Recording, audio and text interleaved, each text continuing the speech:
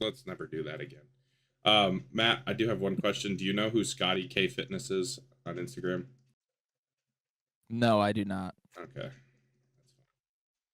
You guys, Does Tommy know who Scotty K Fitness is? You have matching mustache with him, basically. Mustache Brothers. Which is a good mustache. It's a good thing. Thank you. You know what's funny is I have quite a bit of beard coming in right now, but you can't tell because I have like a reddish beard and my lights are orange, so you can't see it at all. Washed out. Better than mine. Mine just fucking doesn't grow at all, so it's embarrassing. Thank God I can grow hair. I got mullet working, but I didn't shower this morning, and I'm not showering right now, so. You're not? No. Oh, obviously not right now. We're fucking doing shit, but. Yeah, I tested the lighting in my shower, and it wasn't very good, so I decided to do it in here instead. Actually, I get yelled. We have a light right above the shower, and I never turn it on, and I get yelled. My girlfriend yells at me all the time. She's like, "Why do you not turn it on?" Like, what? I'm a man. I don't need energy, baby. I don't need. It's fun to shower in the dark sometimes. Yeah, I mean, we have the one light. I do it every morning. I shower in the dark every morning. Half the bathroom lit up. You can boy, I'm really gonna out myself here, but we're on the podcast, so. Have we started? Yeah, oh yeah, we're recording. I mean, I know we're recording, but have we started? That's the question. No. Okay. We're just bullshitting. I'm gonna wait for him to come back because I want to see the look on his face when I say this. Oh no.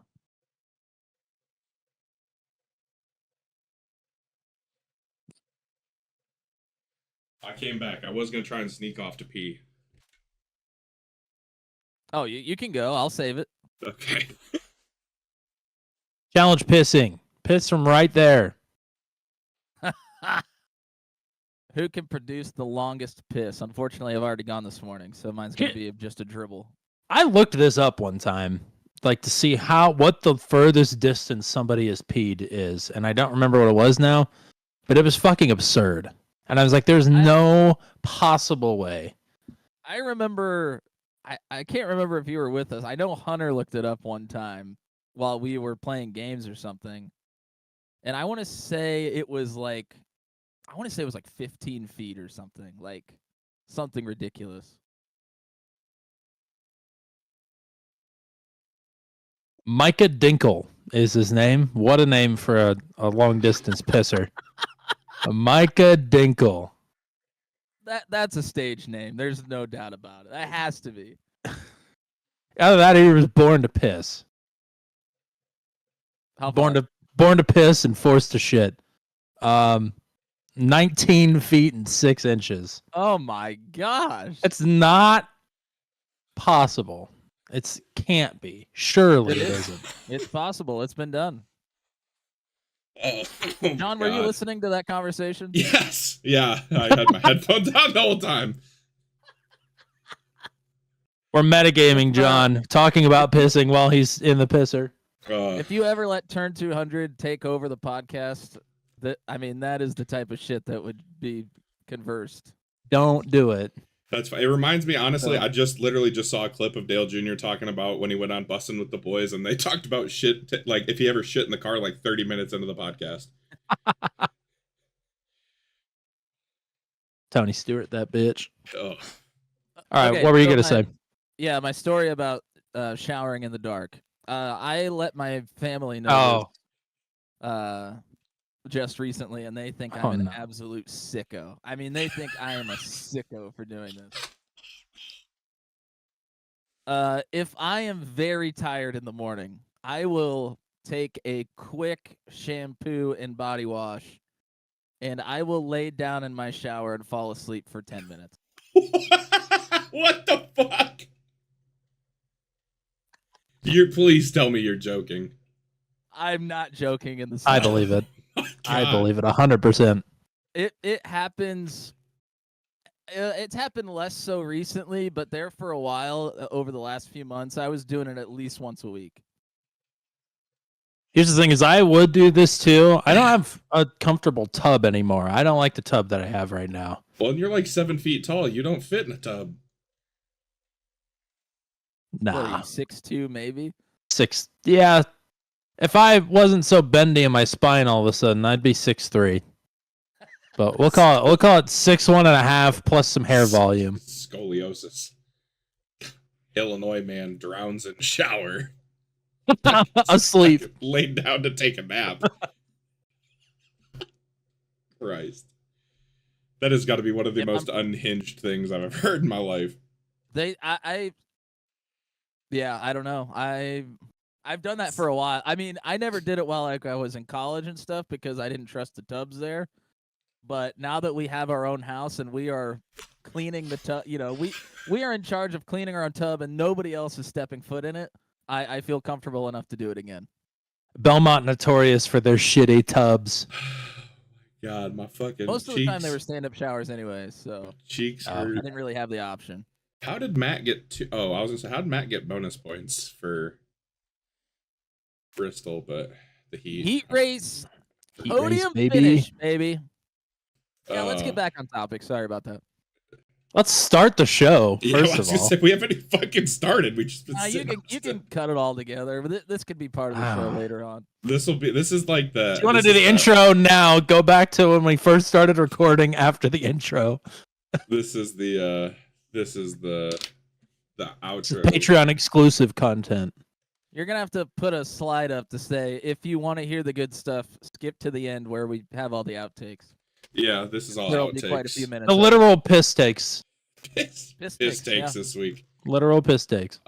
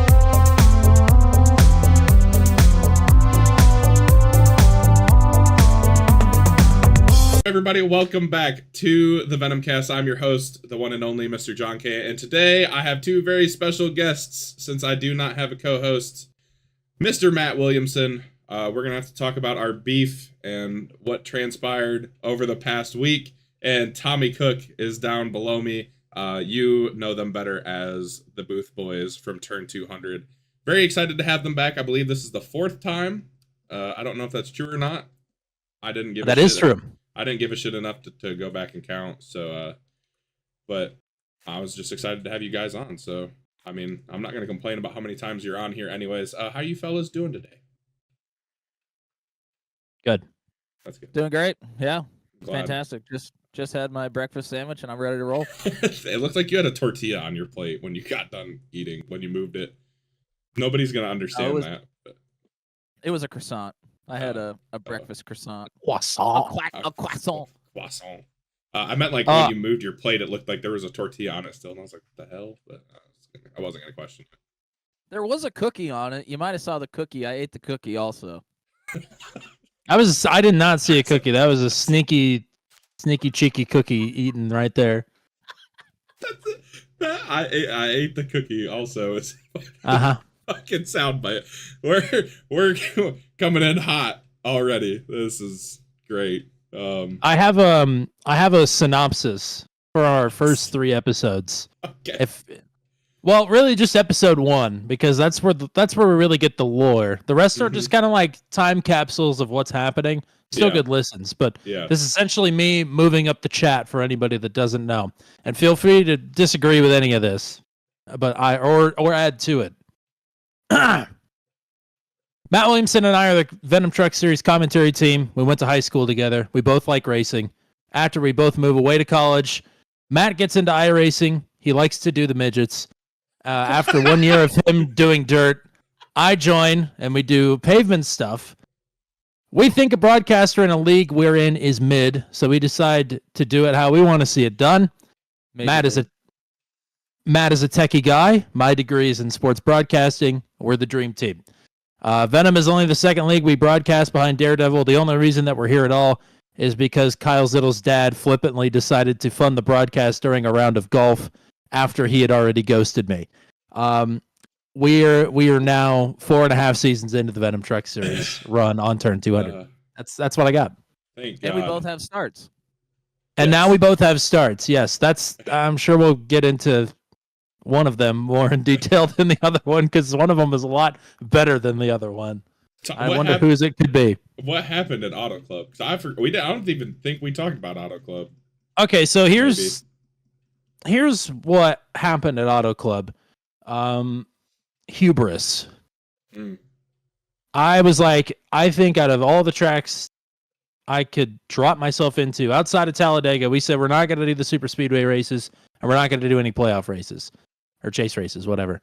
I was like, out of what's left, I think the race that I could do the best, like my goal was to get a top 10. I was like, it's Auto Club. It's got to be Auto Club. Love racing Auto Club. Got in there, did a little bit of practice the day of, and then I got into the session. I was like, wow, I am slower than dog shit. I am so slow. And not only am I slow, short run, long run, slow, horrible tire wear. I'm like, wow, I am absolutely toast here. So I qualified, I want to say I qualified 19th. I missed the first 2 crashes. It went caution free after that. I gained 1 spot in that run. And then lost because multiple other drivers had pit under the last caution and went back and got tires. So they zipped right through me. So really I net lost maybe 2 or 3 spots over the first green flag run. And then I sped on pit road, but not on entry, not on exit. I sped in the middle of pit road. Oh, I remember that now. Because you weren't the only one. There was like 3 or 4 people that sped on pit road, but you were the one. Yeah, but they probably did it like the way you would expect them to do it, like the Jeremy McKinnon. Oh, brother, I'm cooking it on pit road here. No, I was like unchecking my tires, and then I looked down, and I was like, oh, I'm going 3 miles an hour over the speed limit, and then yeah, my race was over after that because another caution never came out. So God, I finished what 27th or something. I don't even remember. It was terrible. Yeah, But I think 26th or 27th was the final number, unfortunately. it was quite bad, and entirely self-inflicted too. So I should have done more practice and should have been paying attention on pit road. So I guess that's karma for making fun of Nathan Reynolds for all these years. We've all done it. I did it at Auto Club, not this season, but I think last season I also sped on pit road, and I was running much better than I did this season at Auto Club. I finished top 10, but like lucky top 10. Like I did not have any qualified good, but didn't have good pace anywhere else other than that. So then we get to Matt's start at Bristol Dirt. We do have to clean up one thing. Nashville happened. Chad Stearns won. Lots of different strategies. Congrats to Zach Lockett on Great race. On winning the bracket. Shout out to Leo Smith for deciding to hop in the booth for that race as well. I need to go back and watch it still. I've been a lot busier than thanks, Tim. Dude, what's crazy is Oh, that was sprung on us completely last minute. Yeah. And I think Tommy and I were kind of leaning, to me, I was leaning towards no because I was like, well, we've only had like 20 minutes of notice that somebody might join us. And I was like, maybe we just have them join a different week and we can prepare a little bit more. But Tommy was like, oh, it'll be fine. Like, who cares? This will be interesting at least. I said, all right. And surprisingly fit in very, very well. Yes. That's awesome. I was quite pleased with the outcome. I'd never talked to him before. All I'd seen from him was what he's done on track and what he posts in the Discord. So I was like, I mean, full send. Why not? Let's just it can't. I mean, we have the control. So if it starts to go off the rails, we can just chuck him and we'll call it a day. But no, it was good. So hopefully he's doing better and he can be back on track soon anyway. But Leo's a character. Mm-hmm. I've talked to him a couple of different times. He's pretty awesome. I'm not gonna lie. Like, I don't think there's a single bad person in Venom, and Leo is freaking cult hero basically at this point. Like, I think you there's know. a bad person in Venom. There's a bad man. Bad man. Which one of the two of us is that? I'll let you decide. Oh man. So we ran Bristol Dirt this past week, and it was interesting. That was quite the race, honestly. Had heats and everything, the whole deal. Nobody got sent home because, you know, we give everybody a chance here. But it was something. The set was not my favorite personally. I feel like it was a little. It got better. We did a good job as a league of getting it to be better. At first, it was not very good at all. I don't know if Matt tried it out because Matt ran this week. But it was. I don't even know how to describe it because, like, not really a dirt guy. I've been running more dirt recently, but it felt like it'd get to like the middle of the corner, wouldn't do anything. It would just drive straight up to the wall, and it was whack. Yeah, that's it. That's exactly what I would describe it as tight. Like, to begin with, I would describe it as tight. But I mean, if you turned and sent it hard on the bottom, it would not get tight and go up to the wall. Like, you would be fine, which most of the time at the beginning of the run was kind of the faster line. But you're right. If you went to the middle or the top, you were going straight to the wall. Now, what I did find out in practice, I did run about 50 practice laps a couple nights before the race on a fresh track, is if you sent it in and you felt yourself starting to get tight, if you just modulated the throttle like from 0% to 100% a few times and then hammered it, it would turn, and you ended up being okay. Yeah, see We're that using all those big words like modulated. What the hell does that mean? Dickhead. I only bring those out during a podcast because I can't think of them in time for broadcasts. I feel like even early in the week with like first version of the set, if you did that, you were still gonna die. But by the time we got to the race, it was a lot better, a lot more predictable. And like you said, I wish I would have done that instead of being a little bitch early in the race, or I might not have hit the wall as many times. But we'll get to the race in a moment. Qualifying, Josh Matichek actually only sat on the pole by a 10th. I'm rather impressed with myself and Hayden and Luke. We kept it rather close. I thought he was going to sit on the pole by like 3/4 of a second. Who was the fifth person there that? Oh, not anybody important. It was Matt. Matt put in a good qualifying effort. And the funny thing is, so we qualify. Obviously, Josh is on the pole. I think I ran that 868 on my first lap, and I was like, holy shit! Like, actually got it to stick the bottom really well and stuff. And I look and I'm like, all right, well, pole of heat 2, that's pretty good. Like, once qualifying finished up, and I start looking down to try and figure out who's going to be in heat 2. And I'm like, all right, Hayden's going to be pole of heat 3. We're only running 3 heats, right? And I'm like, yeah. And I look, Luke's 4th, so he's second on heat 2, or in heat 1. And then I look at 5th, and I'm like, God, you gotta be fucking kidding me. Because I had talked so much shit this whole week. Every chance. Oh, it was so beautiful. Not every chance I got, but anytime it got brought up, I was like, oh yeah, I'm gonna kick Matt's ass. And then I see that we're gonna start next to each other in the freaking heat, and I was like, I'm about to eat shit so hard if I don't beat him. That was like the first thought in my mind was, oh, this could go very, very bad for me. We manifested that throughout the week. There's no doubt about it. Absolutely.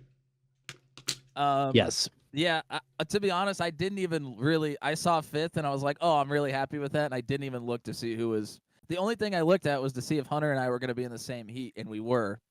And then when I hit the grid button on the second heat, I was like, you got to be kidding me. And I think over the radio, I was like, well, look who it is, because I was just so surprised.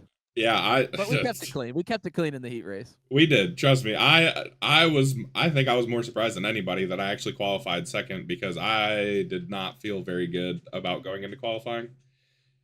And then I see the 2 pop up, and I'm like, well, that's gonna go, and I'm like, and then I get out of the truck and I look, and I'm like, oh shit, I'm only a 10th off of Josh. Like, that's actually pretty good. That was the first 8 I'd ran all week. Like, I had not turned a single one. So obviously, Heat 1, actually a pretty good heat. You had Josh, Matacek, Matt Schlosser. Matt, really underrated on dirt. Spent a lot of time around him at Volusia in the Truck 200 race. Ryan Dye, also in Heat 1. Again, Ryan is pretty good on dirt. I mean, he used to kick my ass all the time. Like season 2 or 3 that we ran Bristol dirt? I don't remember, but and we ran Eldora too, but was super good. So it was nice to have him back. Jeremy finished 4th in Heat 1. That surprises everybody, I think, considering how much he bitches. I was surprised he was there at all. Yeah, I was too. Zach Lockett finishes in 5th. Luke finishes in 6th. Had a tough heat race starting outside pole. I think Heat 1 was kind of weird because they had the initial start and then Andy hit the caution button and Andy wasn't even in the heat. Which is not the first time that's happened. Luke actually had a pretty good start, and then the second start, I think he got tight coming off a 2 and ran in the wall, and everybody was grouped up much better, and it kind of bit him in the butt, and he ended up going backwards. I think is what happened. Yeah, you really had to be on it in the heat races. Like if you made one mistake and you got off the bottom, you were going backwards. It was tough. Yeah, especially like the first heat race was. I think I wasn't really surprised because obviously like when the track is super fresh like that, the bottom was gonna be good, and we had learned that through practice and stuff.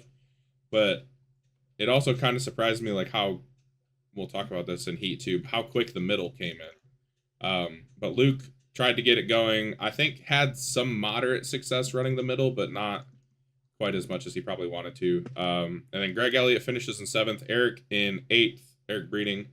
Tyler Berger, 9th. RJ Sarcevic, our favorite social media influencer, finished in 10th in the heat after being very surprised that it was dirt. And Tyler Logan did not.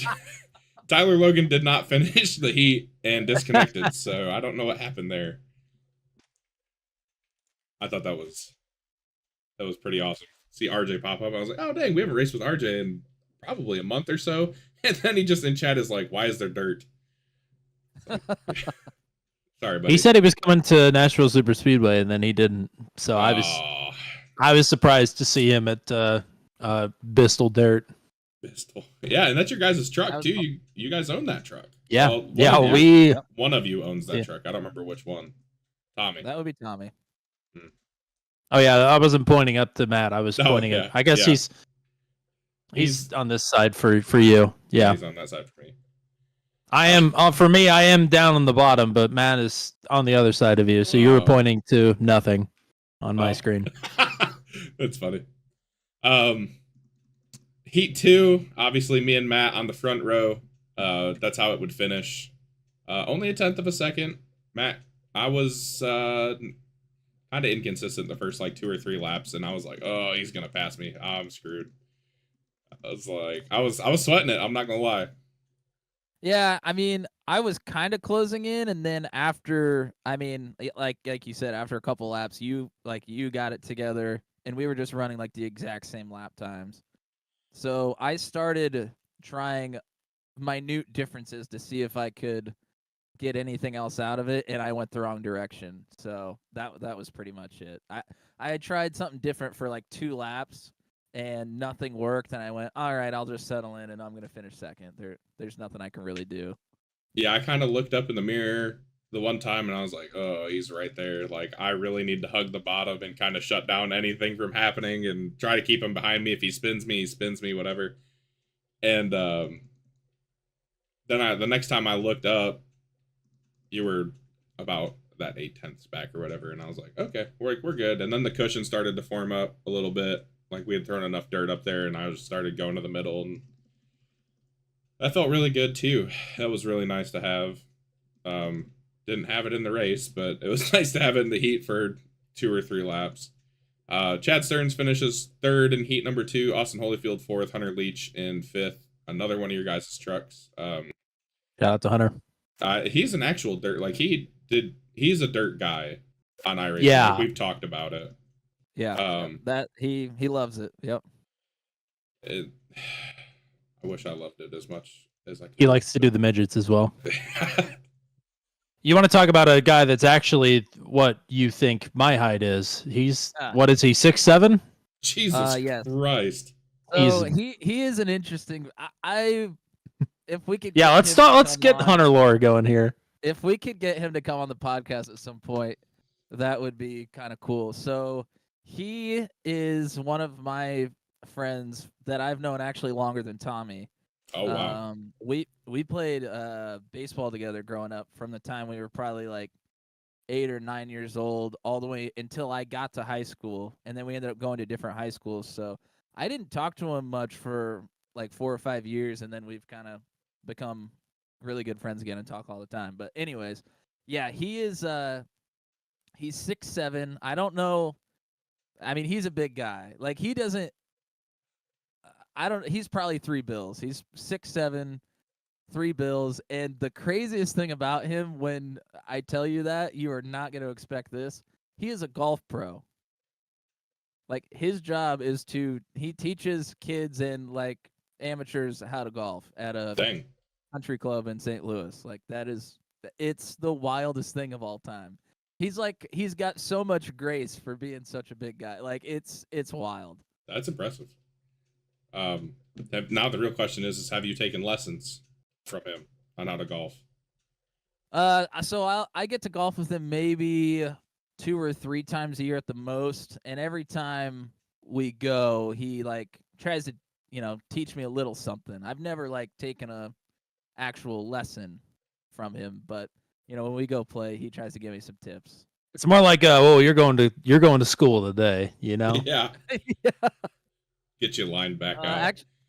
Yeah, actually, best round I ever shot. I shot with him in when was it? October that we went last year, Tommy? I was gonna say I was there too. I had to play some part in that, of course. Yeah, that is true. Tommy and I have a long-standing golf rivalry as well. Mm-hmm. But yeah, I shot my best ever round. I think I shot 85 at a pretty nice course that was very, very windy.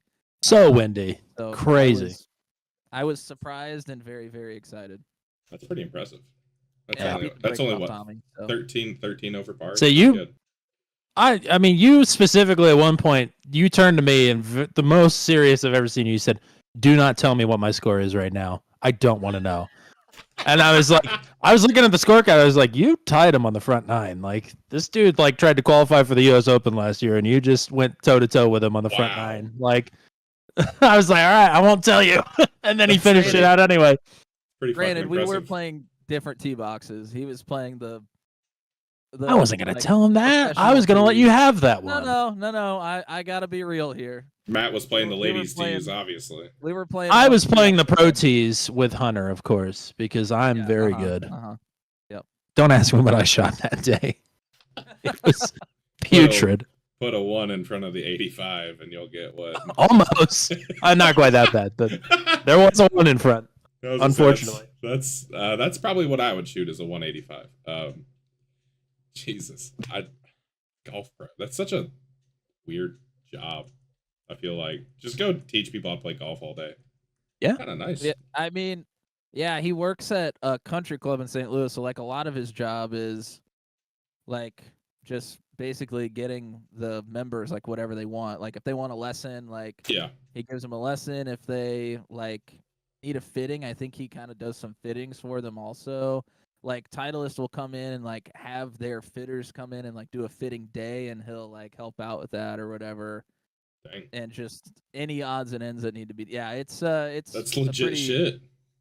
Pretty interesting job. The only thing that really sucks is like he can never do anything on the weekends because that's like their prime time. So the only day he gets off is Mondays. I understand that. In a operation where weekends are king. Yeah. Steve Vrooman finishes 6th. I wonder if I should have asked before the race. Not that obviously I didn't think I was going to win, but if a jar of honey was being sent out for this also. I I didn't think to ask. It's not important now. No, I think that dilutes the importance of it on the pavement. And plus, yeah, we're probably that's never going to run Bristol dirt again anyway. So I mean, probably not. I want to talk about that afterwards because I yeah, I do too. Okay. Yes. Okay. We will. I do too. I put me in that camp also. Rodney Matney finishes. After we get done talking about the race, I need to put my 2 cents in there. Rodney Matney finishes 7th, Kyle Zittel in 8th, Cole Maxwell 9th, Pascal Samard and Gary Clark 10th and 11th in Heat 2. Heat number 3, Hayden Palumbo finishes in 1st, Andy Poliski in 2nd. This heat was pretty straightforward. I'm pretty sure everybody finished where they started, but the back half it gets a little crazy. So Hayden, Andy, Brody 1, 2, 3. Also bonus points for the top 3 in their heat. Brantley Gainey in 4th, Jan Van Leer in 5th, Josh Freed in 6th, Kevin Sargent in 7th, Garrett Rainey in 8th. Garrett started running the middle. I was watching him just with some effectiveness. As much as Garrett wants to sit there and say that, suck at this shit. I'm not good. I'm not blah, blah, blah, blah. Garrett actually ran pretty good, not gonna lie. Josh Jackson in 9th, and then Brian Mitchell in 10th in Heat 3. So that set the field up for the feature. You snickering over there. Look at you. Some shit went down. Maybe a little. Okay. So I started 2nd. Josh started in 1st. I actually got a pretty good restart off the jump. I will give myself some credit. Josh did not let that happen after that, though. Starts were difficult. Starts were very difficult. What were you starting in? Were you starting in 2nd? Difficult. No, I was starting in 3rd because I was so afraid of wheel spin and just shooting myself straight into the outside wall. I started in 3rd. And I mean, my restarts were just bad. I don't know if it was bad timing or what was happening, but like I would get to the top end of 3rd gear and I would still start to shoot to the outside wall. So I was taking the restarts really easy because I was not having a good time. I was making a joke about the Charlotte recruitment race again, Tommy. Okay. Sorry. It's okay. I'm not mad. I'm just disappointed. I mean, I can't be the one that's upset about that. That's you. No, I don't. That gets to be upset. It's a recruitment race. It was a recruitment race. Who cares? I cared. I was there to run the whole race, and I didn't even make a lap. And I took you out. Kicked out of the league. Apparently. I can't believe they let Tommy make a start after that. I'll probably never make one again. Right. I'll be like, wow, this guy did the recruitment races, and he sucks. I don't know about that. He's out. You guys run the Clash, and you run it pretty well, honestly. I like running the Clash with you guys. It's a lot of fun. I mean, us on the super speedways is a cheat code, essentially. Yeah, that's our bread and butter. So that's a different story. Yeah.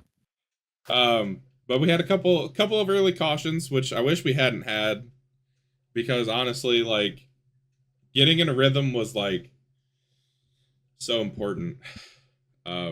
Especially for me, because like I felt like the stop and start, and I was like getting antsy. I don't want to do this. And then we finally get a little bit or just before I think one of the last cautions comes out, a controversial moment in the race for me. Somebody, and the other bad part is it's 2-on-2 crime, because I drive the 2 truck. Matt was in the O2 truck, and we come off I want to say we come off a 1 and 2, or we're going into 1 and 2 the first time, and I kind of see him below me, and I'm like, surely he's not gonna throw a slide job, right? Like, we were side by side like that for a few laps at that point, or at least a couple. I think I'd hit the wall a couple of times after a restart, and I'd kind of screwed myself, and that's where we talk about like going into the corner. If I'd have just lifted off and gassed it back up a couple of times, I'd have been fine. But I got scared and let out and drove it into the wall like a fucking dumbass. So, which is also what I did in the incident coming up. So we're going. I think we're going into 3 and 4 the first time. I went back and watched it a little bit. Matt's a little bit below me, and I'm just like, surely he's not going to throw a slide job. And we go into the corner side, kind of side by side, and I was like, okay, I get a pretty okay-ish run off the top. Matt gets a really good run off the middle, and I'm like going into 1 and 2, and I see him and I don't see him, and I'm like, surely this motherfucker is not about to do what I think he's about to do. And the next thing I know, parked on my nose is this purple fucking truck. I'm like, this fucking asshole, like, just fucking dove it off in there, slide job city, and baby, drove me in the wall, fucking prick. And I mean, part of that decision was fueled by our heat race where you got out in front of me. We had to run the same line, and I just would never get a chance to pass you again. So in my mind, I was like, okay, this is like going to be my only chance for the next 40 laps to make a pass on John K. And I thought I had to take it. Now, what happened from my point of view was I had the good run off the middle. Yeah. I had that thought in my brain, like, this is going to be my one opportunity. I'm not going to get another one for a long time. So until Daytona next season. Yeah, true. So I started to send it, and I was maybe 50 feet into the corner and went, oh, shit, this is not going to work. So I did what you did when you got to the wall. I let off the gas. And, of course, when you let off the gas, it shoots you straight up the racetrack. Yeah. And right across, I mean, not even across your nose, literally into your nose. Like, not great. But if I would have done the modulating thing with the throttle, I probably could have stayed out of you. Yeah. But I was just shitting my pants. I just let off and then just went straight up into you. Well, the funny part but is it like ended up being okay. You were heads up about it, and we ended up being all right. Yeah, it ended up fine because I saw him coming, and I was kind of like, "Is he gonna run the bottom or is he throwing a slider?" And then I saw you coming, and I'm like, fuck! Like I'm not gonna try and gas it up and beat him there because I'm gonna put myself in the wall again, like I've done for the past 5 laps. So I kind of let out of it a little bit, and still I thought I'd let out of it enough to where you could slot in, and ended up tagging me like just in front of the left front tire, and I was like, "Oh shit!" So I freaking gassed it up again. I think I ran into the back of you again. Kind of pushed us ahead, and then I went to the bottom because I was like, I thought about it. I was like, I could slide him back because, like, obviously I'm not mad. Like, I don't give a shit. It's just you are fuming. Absolutely. Well, apoplectic right now. I full stock was like, I'm pretty sure you ended up passing me, one, because I felt bad, and 2, because I thought you were going to throw a slider, so I just backed out of it when I got to the next corner. So I ran for once in my life. I ran the fucking bottom, and I didn't realize it at the time, but Matt had gotten the wall, and the only reason I realized it is I went back and watched the replay to be like, would I have made it if I threw it, you know, kind of thing. And I'm watching it back, and I was watching it from my chase cam for some reason, and I just hear the most obnoxious crash noise come from behind me, and I'm like, what the fuck happened to Matt? And I turned around, and it was like you like got in the wall with your right rear quarter and then hit the front of the truck in the wall, like barely got in the wall, but it sounded so bad on the replay, and I just lost my shit. I did take wheel damage from that. Really? Yeah, I did take wheel damage from that, which I mean, at least we were on dirt, so it really didn't matter. But right, honestly, I thought the truck. I had wheel damage like 10 laps into the race, and I was pissed at myself. I ran 40 laps in practice with wheel damage, and honestly, I thought it drove a little bit better with the wheel damage. So, I don't know why. Maybe it was just because I was being dumb, and, you know, that was that. But yeah, so me and Matt had a nice little battle. It was fun. Honestly, the thing, I wasn't worried about getting slid or getting put in the wall or anything by a slider. I was more worried about me fucking up something, like in the heat race running the bottom, and getting myself spun out. Like, that's what I was worried about. But I was like, I know Matt's going to take good care of me because, like, points racing, and he's just, you know, he's not points racing, obviously. But we took care he got those bonus points. He really needed those in the heat race. Yeah. It might save the season. That's like Jimmy Johnson being ahead of Cody Ware in the cup standing still. I don't know why, but I, for some reason, felt like I had something to prove. And I don't... I don't really know why I thought that, but I thought I had to go out there and just slaughter the field to, like, give myself... I don't know if I felt like I needed credibility for the broadcast or what it was, but I really felt like I had to have a great finish, otherwise I was a fraud. I literally did like that's how I felt going into that race. I mean, I left you a lot of slack for in terms of credibility for the booth. You had to think like, what the fuck? This guy just went out there and just absolutely shit the bed. Now I've got to save it. I got to put the team on my back. That's incredible. And he did. But no, it was a lot of fun. I had a blast racing. Because I think we were around each other for what, 5, 10. You got wheel damage on lap 10. That's really the last time I remembered that we had that interaction, obviously, but we were around each other a lot. We had a caution come out immediately after you and I had that little incident there. I mean, it was like 2 laps later, and there was a caution. So on the next race, that might have been we had the start of the race. What did we have? Did we have 3 cautions early or 2? Was it only 2? I don't remember. It was 2 or 3. It says 2 cautions in Sim Racer Sub. Okay. So we had 2. So I don't remember if it was this immediate next one or the one after that, but on one of the subsequent restarts that was only like 10 laps later, I think I started on the outside this time rather than the inside. And we ran like maybe 2 or 3 laps, and everybody was stacked up on the top side at that point. Like the racetrack had already kind of formed to run up towards the top. It must have been around lap 20 or so. And so they were kind of stacked up on the top side, and I gave a very slight bump to Brody Gunter. Oh, yeah. Kind of sent him down the racetrack a little bit. And to be quite honest, I mean, this is Brody Gunter we're talking about here. And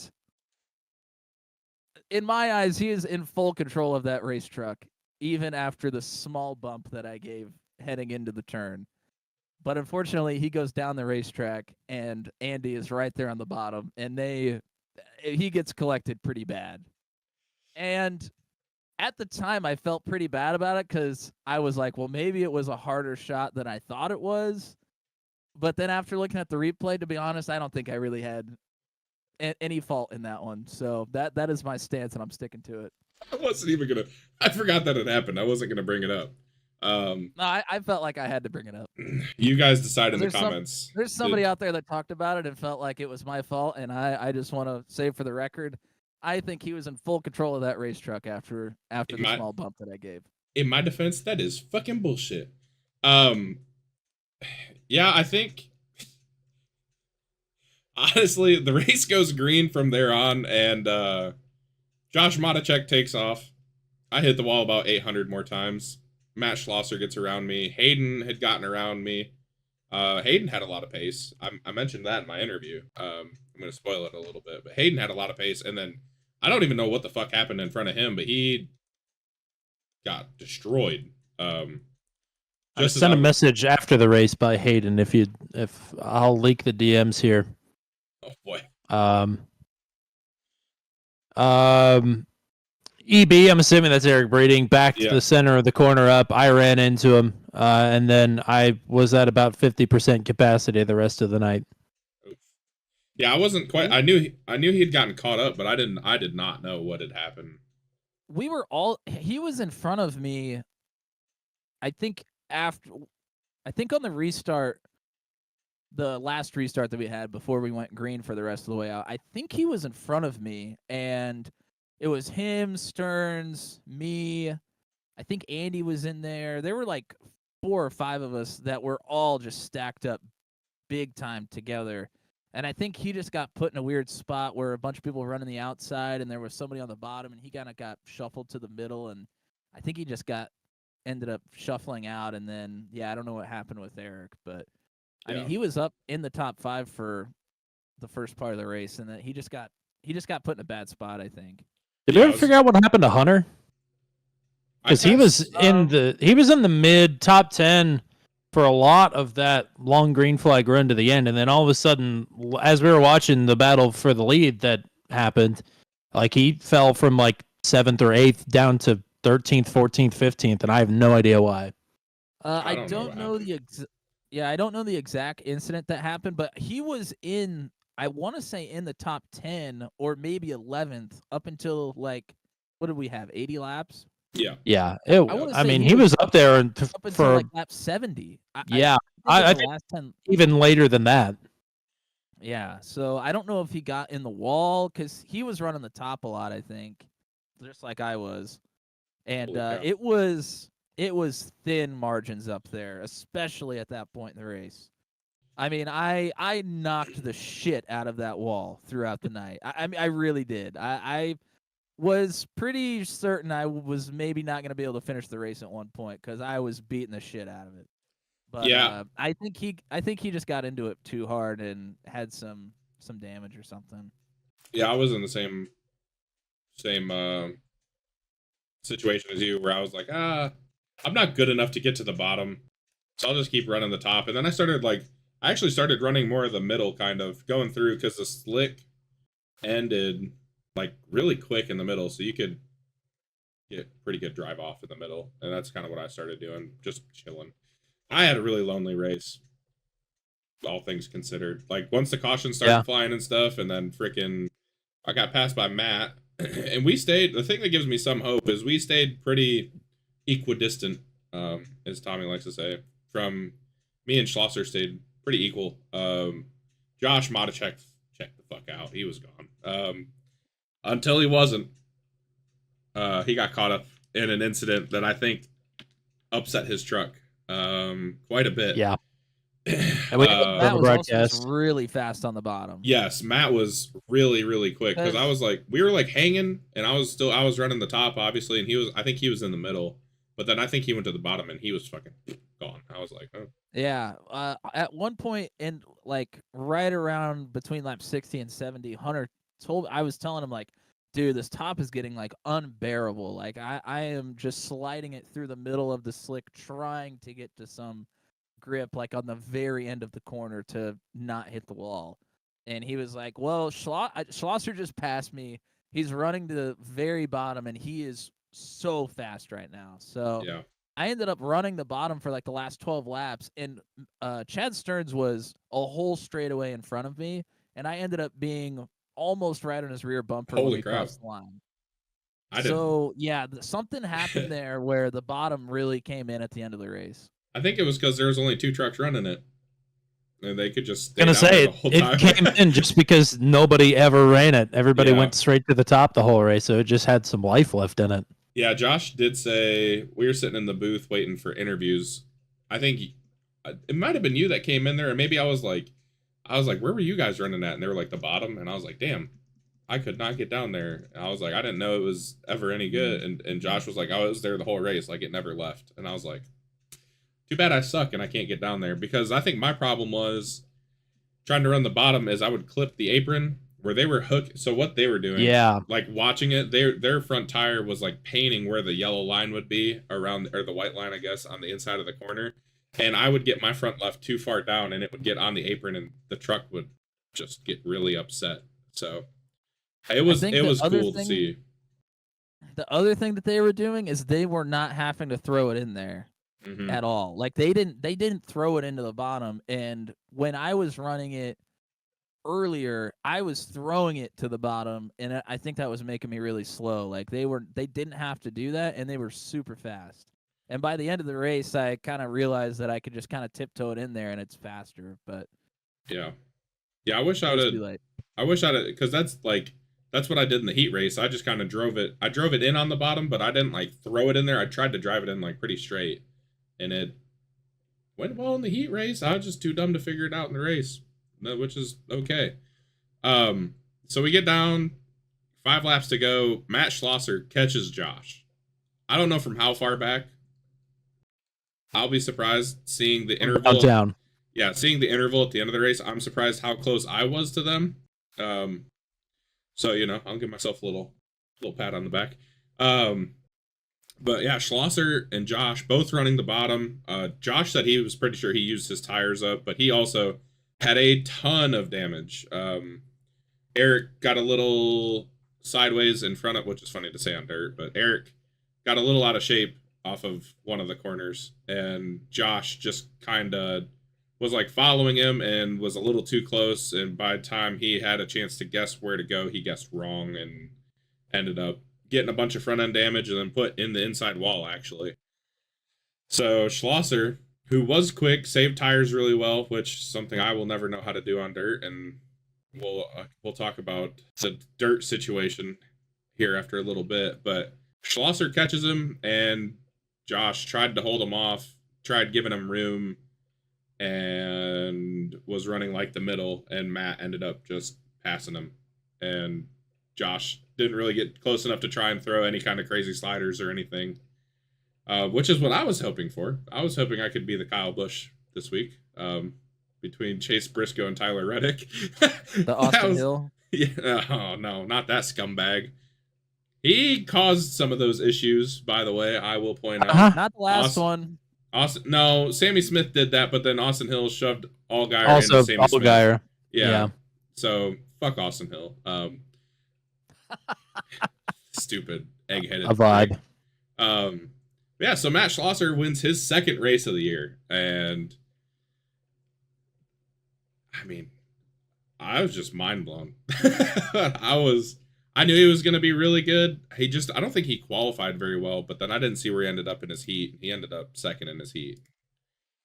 Ended up doing a really good job winning the race. Yeah, I mean, they're like with probably 30 laps to go. I was like, well, unless something crazy happens, like the top 5, like this is just where we're finishing. Like this is just it. And then when I heard Hunter, somebody over the radio said something about those two being close together, and I was shocked that Matt even got close, and then I couldn't believe that he actually got a pass made, which to me, like, I think Josh may have, I don't know, I guess he just gave the bottom up a little bit too much, and Matt was able to get underneath of him, because I feel like if Josh would have really stuck it on the bottom, Matt would have had to have moved him, I would think, but I mean, I don't know that for sure. Yeah, from what I can remember watching it back after the race, that's kind of what it looked like. It was just he kind of missed the bottom a little bit, maybe. I wish I could remember what he actually told me, because we sat there and talked about it while we were watching it. Josh was like telling me what he was doing, because Josh has been trying to help me dirt race actual dirt cars, and it's not going great, but that's not the point. But also to prep for this, and he was kind of talking through what he was thinking, and I think he just missed the bottom a little bit and ended up slipping up, and Schlosser capitalized in a big way, picking up win number 2 of the year. Josh finishes in second, which is still pretty impressive with the amount of damage he had, because he very easily could have blown, like, if we were going any faster, he probably would have blown up when he hit Eric. He hit him. Well, Nathan hard. Reynolds. Yeah, literally. Yeah. Yeah. So Josh ends up finishing second. I finished third. I don't know, did the job, whatever. Did what I had to do. I don't know how I didn't crash, because I was stuck behind. Oh, it was a 5 truck gaggle with like 15 to go. I think it would have been 7th, 8th, 9th, and 10th. That was a pretty big gaggle, yeah. Yeah, I think RJ might have been a part of that too when I got there. Well, he finished 11th, I think. Yeah. I'm trying to... It's hard to tell because there's no interval for all the lap down guys. It all just says they're all lap down, but I'm pretty sure I was trying to work... Jeremy was definitely there because I threw a slider on Jeremy to end the race. But working through that, I was like, I don't want to touch anybody, and I do not want to get spun. And I think I sent it 3 wide between Brantley and somebody. I went 3 wide middle a couple of times. That was not very smart. I did that when I still had thought I still had a chance. And sorry for putting people in a bad spot. Kind of had to go at that point. And because, like, obviously they're not going to move over. They're all racing for position. And I'm not going to sit there and be like, can I have this? Can I have that? Because all it takes is to look at the relative to realize that they're all fighting for spots. And I wasn't going to catch the leaders, so I just wanted to maintain where I was. But yeah, that was probably the sketchy. That, honestly, a lot of people, we had 30 trucks, I think. And I think there's 1, 2, 4, 5, 6 disconnects, so 25 people finished the race on track, I think. That's pretty impressive. Yeah, that's a lot. That's a lot of people. That's a lot of people. I mean, we barely had that many Traffic, start at Volusia. Yeah. yeah. Traffic was very difficult to get through, I thought. Just because like Josh and Matt were running the bottom most of the race. So I'm guessing a lot of the people that were getting past were like, "Oh, all the fast guys are around the bottom." And then, third, fourth, and fifth would come up, and they're all wanting to run the top, but the guys that are going a lap down are running the top just because they can run it and figure that the fast guys are running the bottom, and it's like, well, shit, we want to be there, Yeah. So it was tough to get through traffic. To nobody's fault. No. It was hard. It was very difficult. You just kind of had to stick with it, and when a gap opened up, you had to be there to capitalize. But like my situation, obviously, I wasn't running anybody down, and if Chad caught me and passed me, then Chad caught me and passed me. Like, I wasn't that worried about it.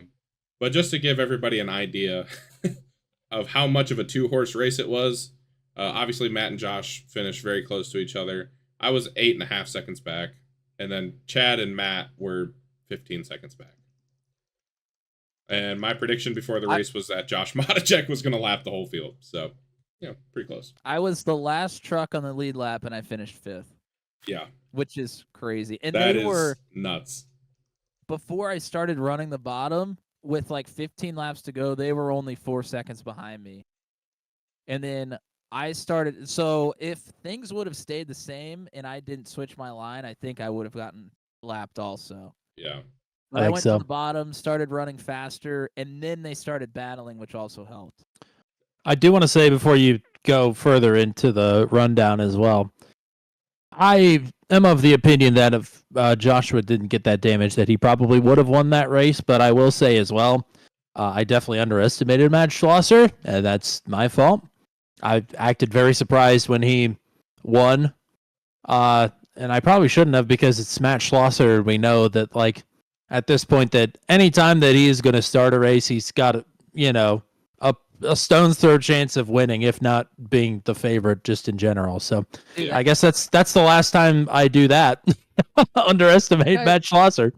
That guy is unbelievable. I mean, I don't know if it's just the amount of practice he puts in, or if he's just like got that much talent and feel for how to drive a car, but like road courses, ovals, rallycross, dirt, like, it doesn't matter what it is. He is always going to be fast. Like, it is crazy. Yeah, I think it was Watkins Glen with the boot. He checked the fuck out on me like early in the race, and I was like, I have good pace. I was like, God dang, this dude's gone. Matt's a freaking wheelman. Not you, Matt Schlosser. You're not a wheelman. Jack off. Thank you. Only on dirt.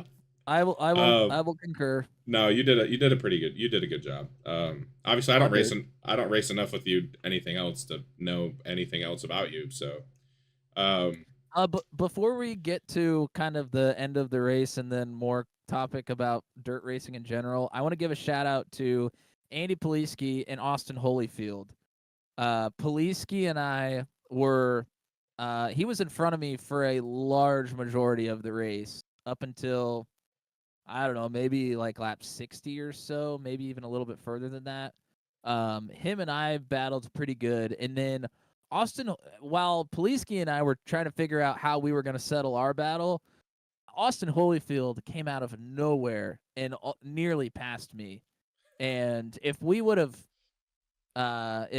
been able to continue, I think he would have gotten around me. So unfortunately, Andy kind of got bent out of shape right in front of me on the top, and then went down and hit Austin, which wiped them both out. But the three of us were having a really fun little battle there for a while. Yeah, Holyfield had podium pace for sure. If he would have gotten a better qualifying run, had to do a little bit less work in his heat race, he could have started up front, kept himself out of trouble. He could have taken your spot on the podium, John. Sorry. No, 100%. I freaking practiced with him a bunch. Practiced with him a bunch this week, and I was like, damn, he's gonna kick my ass this week, and I'm not gonna complain. Austin's good dude. He's a good dude. Mm-hmm. But yeah, Yeah, I do remember that now. Remembered the qualifying effort and stuff because I was like looking for him. I was like, "Where's he at?" Because he's gonna be a lot to deal with. And also shout out Tyler Logan and RJ. Tyler started 31st and drove to 6th. RJ started 28th and drove to 11th. Fucking, those are some good. RJ. That's some didn't good even know it was driving. going to be a dirt race. No. So the rest of the rundown: Chad Stearns in 4th, Matt Williamson in 5th. That is obviously the end of the lead lap trucks. We just talked about it. Tyler Logan, Austin Holyfield, Jeremy McKinnon gets a top 10 on dirt after bitching and moaning so much. Andy ends up 9th, Luke in 10th. A good recovery for him after a crappy heat race also. RJ in 11th, which we just talked about. Brantley Gainey in 12th. Hayden had a tough night, ended up in 13th. Jan Van Leer in 14th. Hunter Leach ends up in 15th. Greg Elliott in 16th. Tyler Berger goes from 25th to 17th. Brian Mitchell goes from 30th to 18th. I'll be honest, I don't remember seeing Brian Mitchell at all during the He race. got turned backwards into the outside wall at one point. That might have been in his heat race, though. He was stuck in a lot of traffic. And I remember lapping him, and he like kind of let me by, but then after I got around him, he stuck with me for a while. I was like, oh, but maybe he should not have let me by. Yeah, I now that you say that, I'm pretty sure he let me by too, and that's why I was like, I was just chilling. I'll be honest, I was so focused on not dying that I did not pay attention to many of the people I was around. I just knew it was Jeremy at the end, so I slid him for the hell of it. Kevin Sargent finishes in 19th. Cole Maxwell finishes in 20th. Garrett Rainey in 21st. Rodney Matney in 22nd. Brody Gunter ends up in 23rd. Gary Clark ends up in 24th. Kind of unfortunate. Gary's a dirt guy. I don't know what happened to him either. But it was not good, obviously, with being 40 laps down. Kyle Zittel finishes in 25th. Eric Breeding 26th. Pascal Samard in 27th. Zach Lockett 28th. Josh Freed 29th. Ryan Dye made a comeback, and I don't even know what happened to him either. I didn't think anything happened. He got in the big one. The big one. He took 2 really hard shots in the big one. One in the front and one in the rear. Had him Eiffel Towered.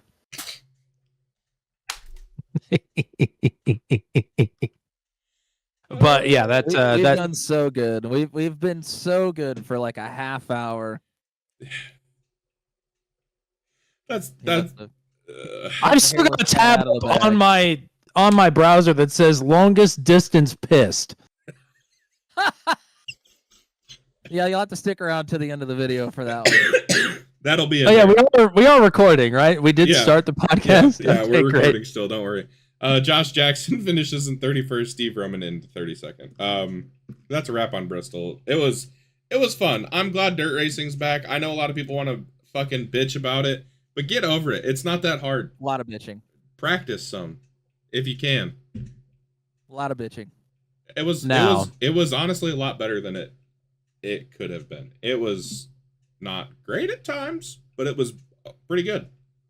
So let's go to Eldora next season. It's important that we as a society all acknowledge our biases in life, right? We are a society.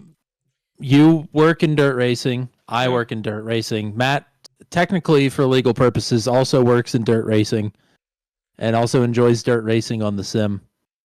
I mean, I am a product of both motorcycle and car dirt racing backgrounds. Yeah. You did also work at Jacksonville Speedway for one night?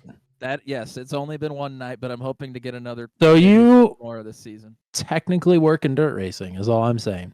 So I think it's important that we acknowledge that we are biased towards dirt racing. My argument is that, first of all, the race did not go that poorly. We had one ginormous clusterfuck of a crash. Which happens at Concrete Bristol too. Yes, it wasn't great. It wasn't great. Like, we can be honest about that. That wasn't great. But however, I think what plays into that is the fact that we have not touched dirt since the John K. All-Star victory at Lernerville in Season 7. And before that, since Bristol Dirt at season 5. Only a handful of these drivers will have raced in the Truck 200 race at Volusia a few months before that.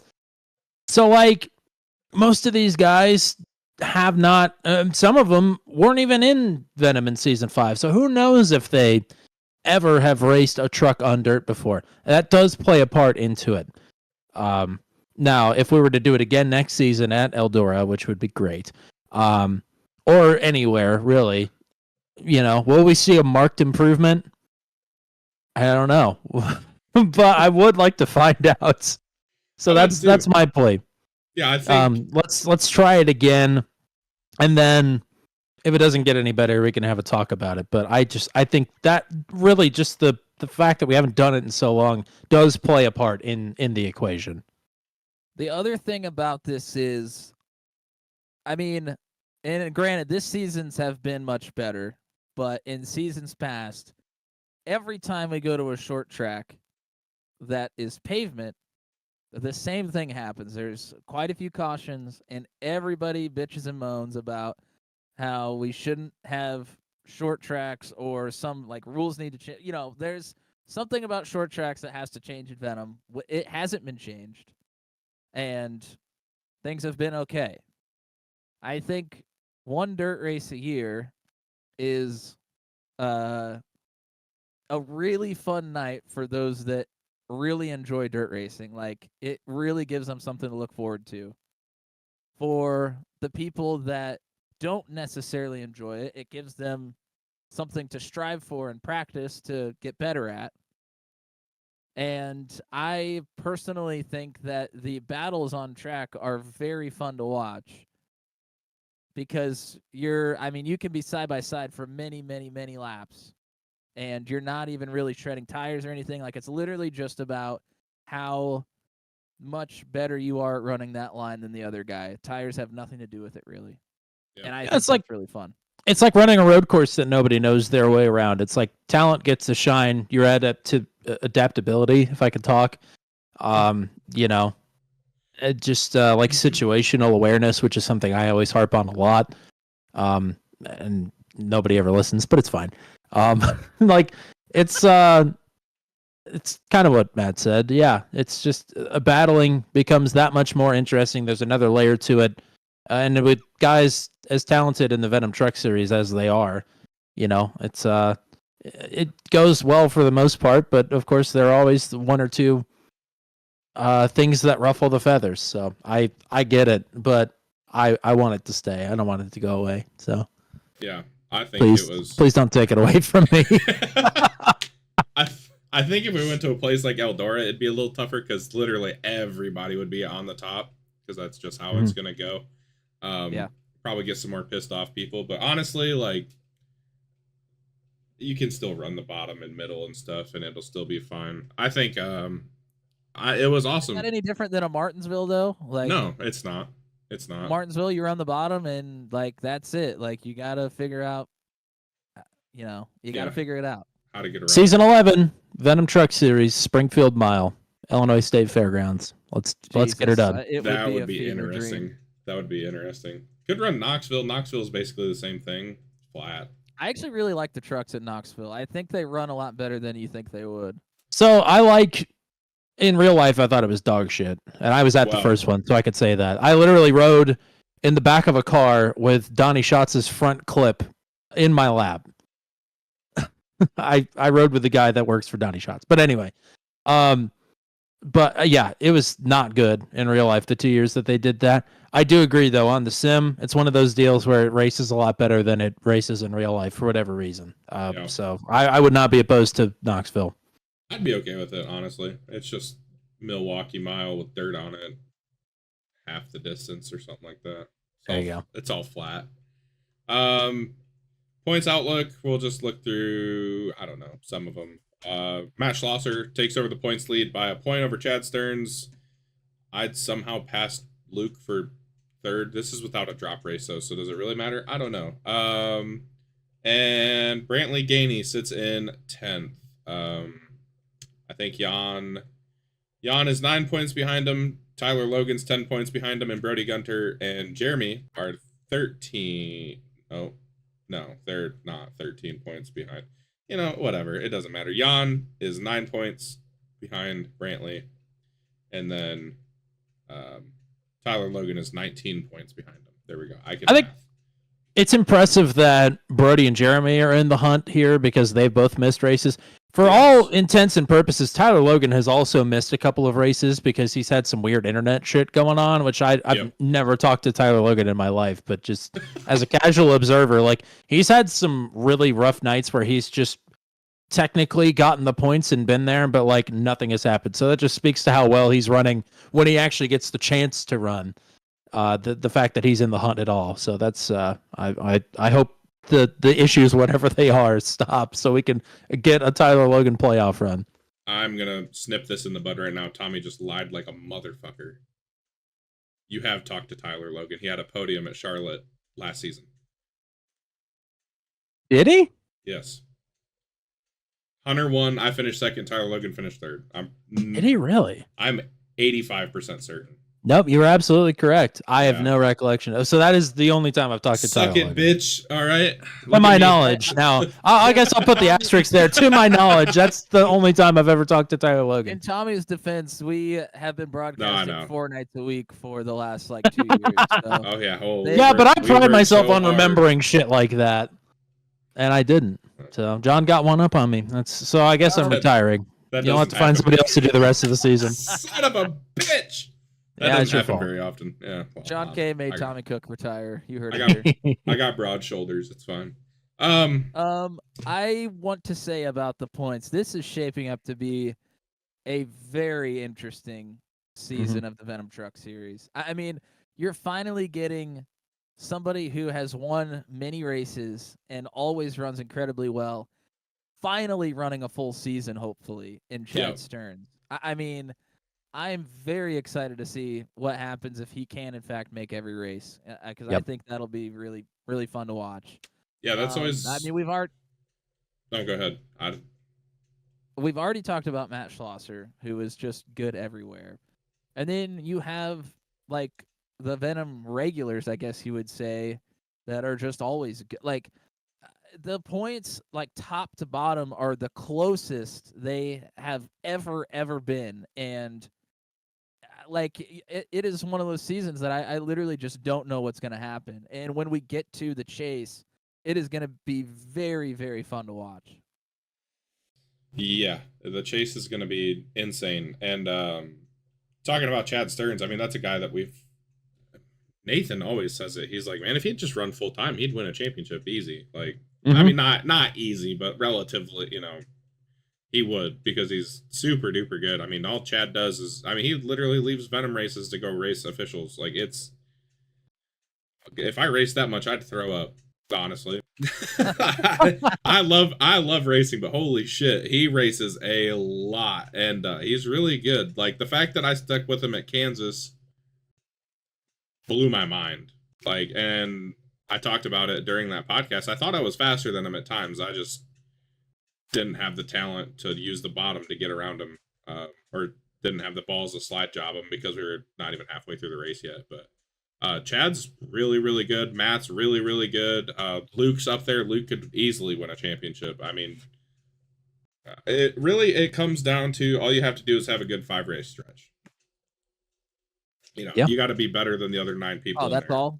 That's all you got to do. You just have to have the best 5-race stretch. That's all you have. I'd love to have a good 1-race stretch at some point in any of my league racing. I would, dude. I've thought about that. I'm like, man, you've won. I just need to be consistent, and then I'll have 2 good weeks, and then it's it just shits the bed. No, I'm gotta start over again. Tommy has one though. Has Matt won? Yeah, I mean, you've won league race. I mean, you really can't say that. Here's the thing, and I appreciate that. Because I need credulity at this point because my Venom race was so bad. But I've been on Matt Williamson's front bumper for a couple of those wins at super speedways. The last one, which was at iRacing Super Speedway with ASRL when we were running the next gen last year. That was it was at sometime inside of 10 laps to go. I was in front. I knew I was a shoo-in to win. And I was like, Matt, I've won one of these before. Do you want to switch? I will push you to the win. And he said no. Aw. So it's not like I haven't offered. Because I I mean, know we had I feel that I'm not a better pusher than Matt, but I'm a better pusher than I am a leader. So for us to together, like it would be more beneficial for me to be the pusher and for Matt to be the leader, and then that way I could also even it up and push him to the win. But he didn't take me up. So What a nice I mean, guy. at that point, like we had all momentum on our side. Mm-hmm. I did not want to mess with that mojo. I mean, that just felt like we were destined to win that race, and if we switched, like you just don't know what's gonna happen. We just had to stick with what you would have won. That's what would have happened. you never. I'm surprised that I won it all because I completely botched it out of turn 4 because I moved up the track and I like brushed the wall and I was like, well, fuck, we're done. It was certainly much closer than it should have been. But thank God that Ryan Dye was there, the third car in line to push us around Joshua Rutherford and whoever he was dragging along. I don't even remember, but Ryan benefited greatly from being like the third or fourth car in line in the Daytona race. that is true. Big time. Before we continue on as well, I want to shout out TJ Crampton for hopping in the booth with us as well. Oh yeah. On Tuesday night, he did a great job. Needed some extra dirt expertise, even though I work in dirt racing. So thanks to TJ for hopping in. He did a great job. And my guess is you'll probably be hearing more of him as the weeks and months roll along in multiple different series. So yeah, I need to hurry up and go watch that because I've had an interesting week. Lots of driving around. But yeah, I listened back and thought that he had a lot of great insight, and I thought he was fun to listen to. So yeah, definitely a great addition.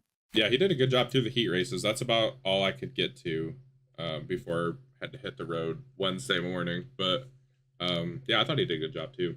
I'm excited to listen to the rest of the race and watch Matt slide me again. That's such a fun time. Yeah, baby. Now we're gonna go. I'll do it again.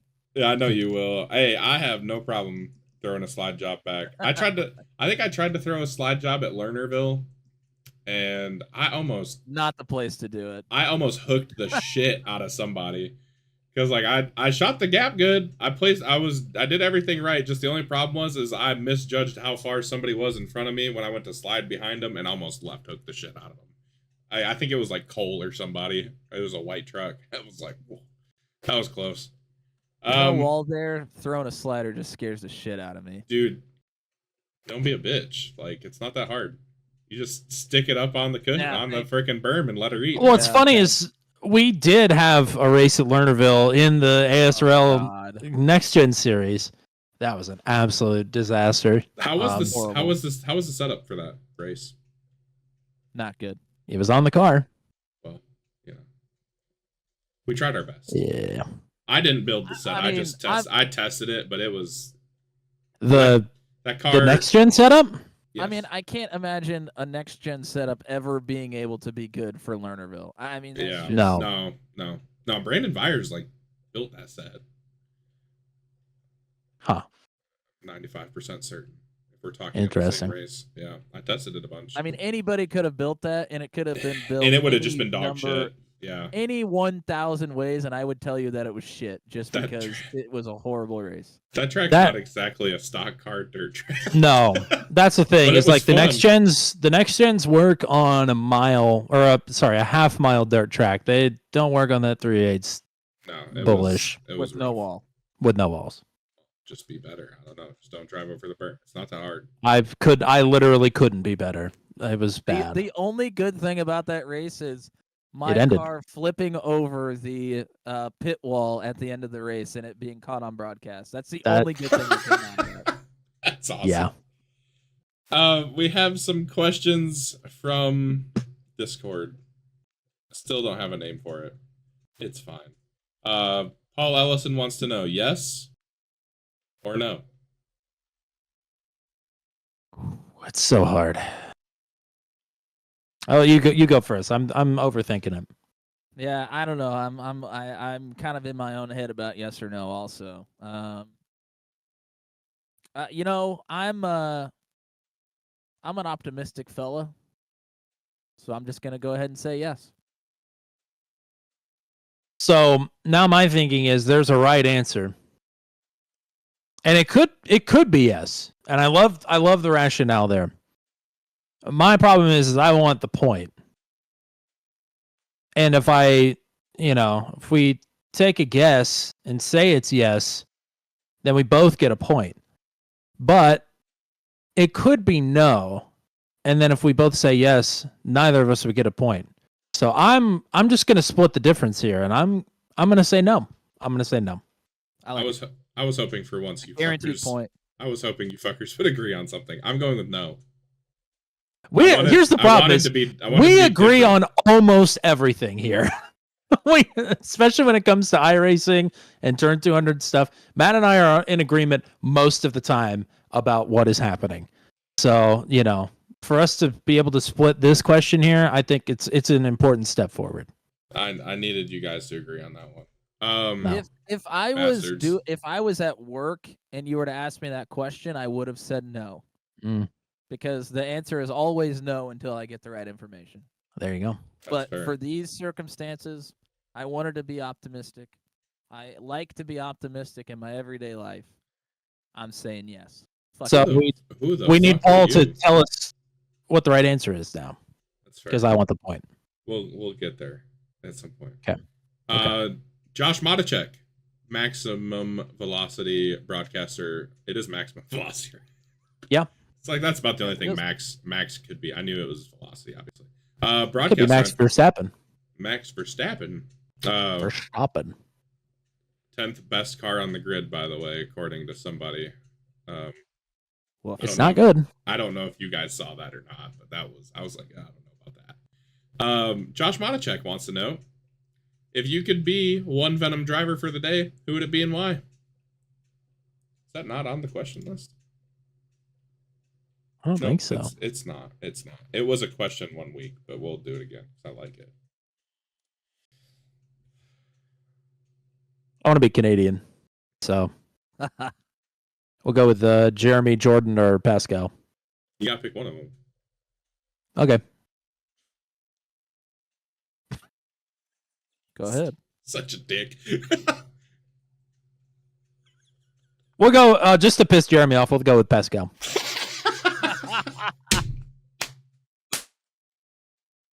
Yes, that's great. Matt. My answer is going to be something. I mean, this is already a question that's not possible, so we'll just take it one step further with the not possibilities. I would like to have been John Kay at a very certain point in time in prior history where John Kay was able to have a conversation with Scott Bloomquist. Oh, that is my answer. That's a year ago. I will say nothing crazy came out of the conversation. It was just, when are they opening the gates? And I was like, I'll be honest, I'm not that important, so I don't really know. And then we ended up talking for like 10 minutes about a bunch of random shit. So it was still cool as fuck, though. Yeah. I would have maybe said Nathan Reynolds having a conversation and meeting Ross Chastain, but I've also done that already, so I didn't really need to do that again. Hey, and I couldn't say John Kay having a conversation with John Gibson either because I've also done that. So, and shout out to Jay Gibbs, by the way. Yeah, he remembered you. That was fucking awesome. I just said, hey, he worked with my buddy on he does iRacing broadcasting and works at a dirt track. He's like, oh yeah, who? And I was like, Tommy Cook. He's like, oh yeah, Jacksonville Speedway, and like went off. I was like, hell yeah, that's awesome. Household name, baby. That is also after my boss hit his car with his camper. So at the beginning of the weekend, Johnny Gibson, cool as sin. He is awesome. Big fan. Hall of Famer, obviously. What's your answer? My answer, Garrett Rainey, so I could have a sick beard. Pretty sure that's what I said last time I asked. That question came up. Oh yeah. Also, don't need a sick beard because I have the sick mustache. So I fucking any facial hair. Like, I'd be okay with a mustache.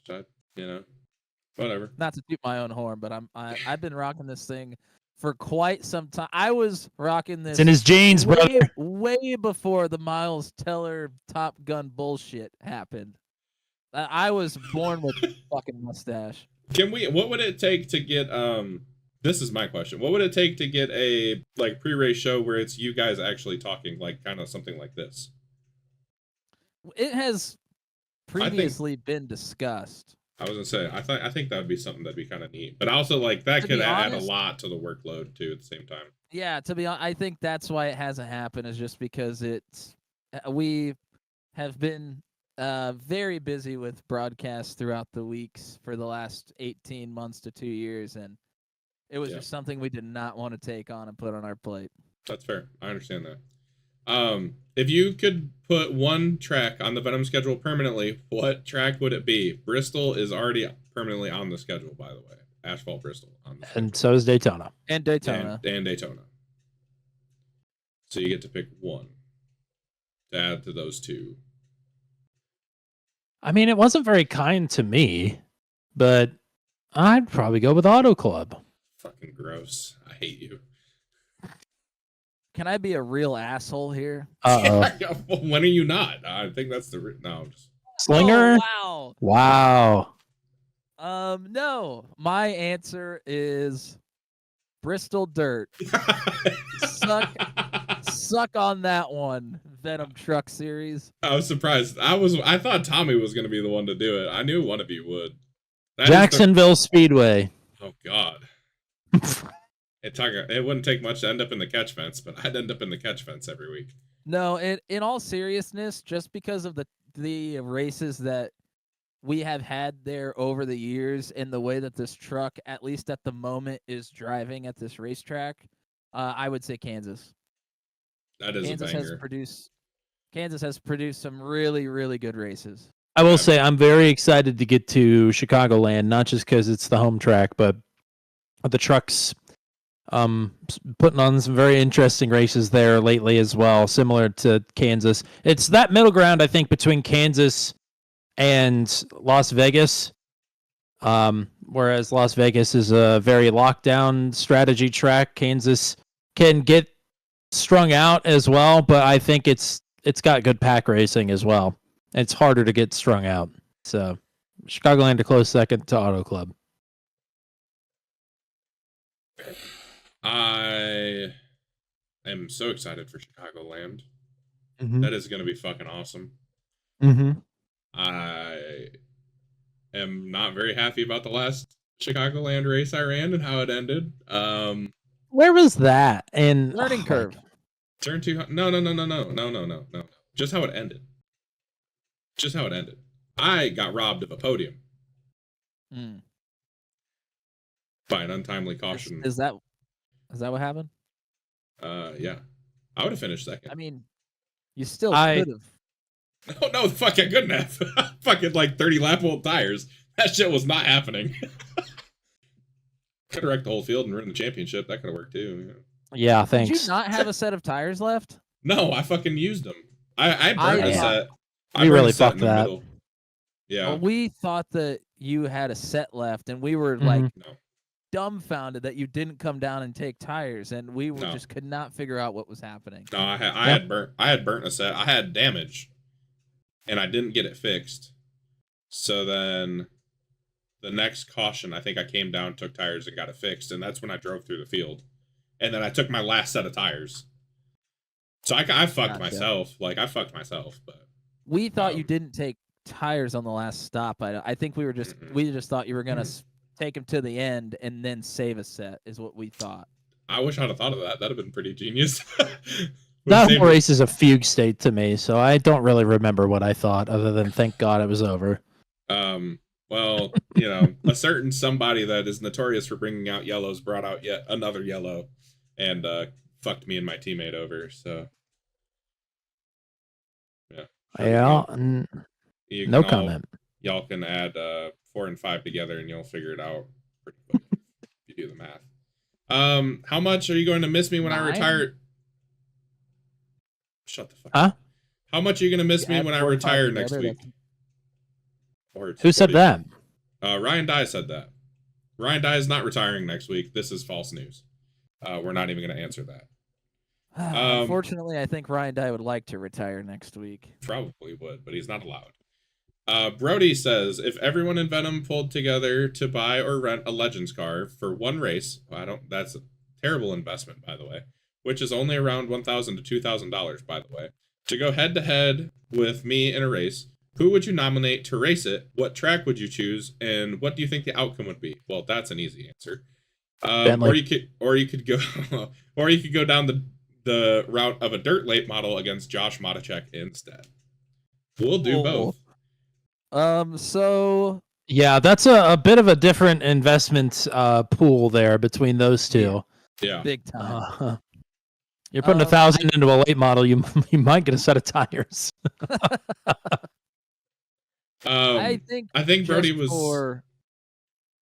I think Brody was just saying it's cheap, which I don't believe one bit. But... I mean, I would guess it's probably cheaper than a dirt car. I mean, like a late model, definitely cheaper than a late model. Fuck, let's put Joshua in there. We'll see what he can do. Well, Joshua v. Brody. And then they can race each other in the other car, too. What the fuck? I was going to nominate myself for the late model at Eldora just because I'm greedy and I want to... Well, put yourself in there, then. In my dream scenario, we'll race them. Brody and Joshua can face off in the Legends car. They can face off in the late model. And then when they're tied one apiece, we could find some other stupid bullshit car and track to put them in and see who the real winner is. So funny you say that because Josh Matichek asks, what would be a closer race? Brody versus Josh in an asphalt legend car or Brody versus Josh in a dirt late model? Probably a Legends race because they're only a tenth of a mile apart at any given point in a lap. Yeah, I think just margin of error wise, there's a smaller margin of error on the legend car probably. Also, I'd like to say for continuity's sake of what I've already said on this podcast, I would put Matt Schlosser in both scenarios for the last question. That's a good one. Okay. That is a good one. Yeah, I don't know. Like, what do I think the outcome's going to be? Probably Brody winning and probably Josh winning because experience. Yeah, probably. I don't know. Yep. I would agree. You put me in the legend, I'll just wreck the shit out of them. So, I don't have to worry about it. If you wreck them without wrecking yourself, then you could win. I mean, that. And and you're only investing $2,000, so I mean, at that point, it's worth it. I don't have $2,000 to wreck Brody. It's totally worth it. In real life, by the way, not just in real life. Yeah. I'm just kidding. Brody's my teammate. I can't do that anymore. That is just a running joke, though. Howard. I have already wrecked Brody once, kind of. I didn't wreck him. I just moved him out of the way, but... You just rattle his cage, that's all. Yeah, I rattled his cage all the way to the outside wall at Martinsville. I think that's a little more than a rattle. It got drop kicked. Sorry, Brody. I said no more questions, and then Kevin Sargent said, who would win in a wrestling match, Lemmy or God? I don't know who Lemmy is. I'm trying to think Lemmy Killmeister, probably, from the Motorhead. Oh. Yeah. I was thinking him as well. That's the only person I could think of, too. I was like, I don't know who would be other than that. I'm going to go with CM Punk. Because you can't box with God. And apparently CM Punk is God, so... There you go. I don't know. Cash is in the money in the bank. Yeah. I don't know what that means. Sure. What? Oh, cash is in money in the bank. Never mind. I did not understand what you said until I finally thought for a second. Fake, get him out. Boo, get the tomatoes. What if God was one of us? All right. Well, I think I've kept you guys hostage here long enough. We're gonna wrap this thing up. This has not gone off the rails nearly as much as I thought it was going to, which is pretty good. Let me get in there. Let me get the gloves off. It's about to. I thought you were going to do your 10 questions too. Oh, I was looking forward to the 10 questions. We're doing the 10 questions. That's why it's about to go off the rails. Oh, okay, cool. What's your favorite track? Number one. Any not on iRacing, just ever, anywhere? Yeah, whatever track. Does it have to be car racing? No. Could be a fucking running This track for all I motherfucker know. right here. We'll go with the Boston Marathon. Here's my plug then. All right, here we go. All right, that's all we got time for today, guys. Thanks for watching so much. I'm just kidding. Peoria Motorcycle Club, Bartonville, Illinois. The greatest flat track motorcycle race in the history of motorcycle racing. It is a dying sport just because motocross has taken it over. But these dudes will go 110 miles an hour down a straightaway and throw it absolutely sideways. Like, unbelievable what they do on these short tracks, dirt short tracks on a motorcycle. Like, super, super dangerous. Part of the reason that it's a dying sport is because it's so dangerous that a lot of people get hurt doing it, and they get hurt badly when they crash. So anyways, Peoria Motorcycle Club, it's where I grew up. My family has been members of the club for generations, working on the racetrack, getting it ready for when the racers come into town. I want to say it's August 16th this year. Don't remember exactly, but if anybody is interested in attending, let me know, and I'll make sure to give you the details. We can meet up, have a great old time. Is that the actual, like, they get broadcast on like FS1 or something? I think it's like AFT, or they come. They're actually on Flow this year, but they were now. Previously on FS1. Yeah. But yeah, they're on Flow this year. So, and yeah, it's AFT, yeah. American Flat Track. They come to Lima, and I worked the event. That is one of the biggest races of the year. Yeah. Yeah, I worked. They obviously, as you just said, big event, big show. My boss cleans up over there, and me and my girlfriend went and did it, and we got a shit ton of free stuff from Mission, like a bunch of tortillas and chips and shit. Oh, nice. Dude, it was awesome. It was awesome. I'll have to, if I can find it, I'll have to show the picture of me holding a trash bag full of chips and tortillas and all sorts of shit. But yeah. Also, fun fact for all of the race car driving fans out there, AFT is owned by the France family. So I did not know that. Wow. NASCAR cool. and AFT are, they're basically the same. Huh. Well, Cool. I'm going to have to go with Peoria Motorcycle Club. I grew up there. No, I'm just kidding. That's all I got to shout out today. I got to shout out the GOATs, the GOAT Indianapolis Motor Speedway. Thank you. It's a good one. I kind of want to go to the 500 this year. I got to talk to my buddy. I should. The 500 this year. Coward, I'm fucking broke. My first time is this year. Really? Oh, you guys. I didn't realize you hadn't been to a 500 yet. Nope, have never been. Huh. Yeah. I haven't decided if I'm going yet. I would like to. But... Not me getting the Brickyard and the 500 mixed up that one night. Sitting here talking. That definitely did not happen. Yeah.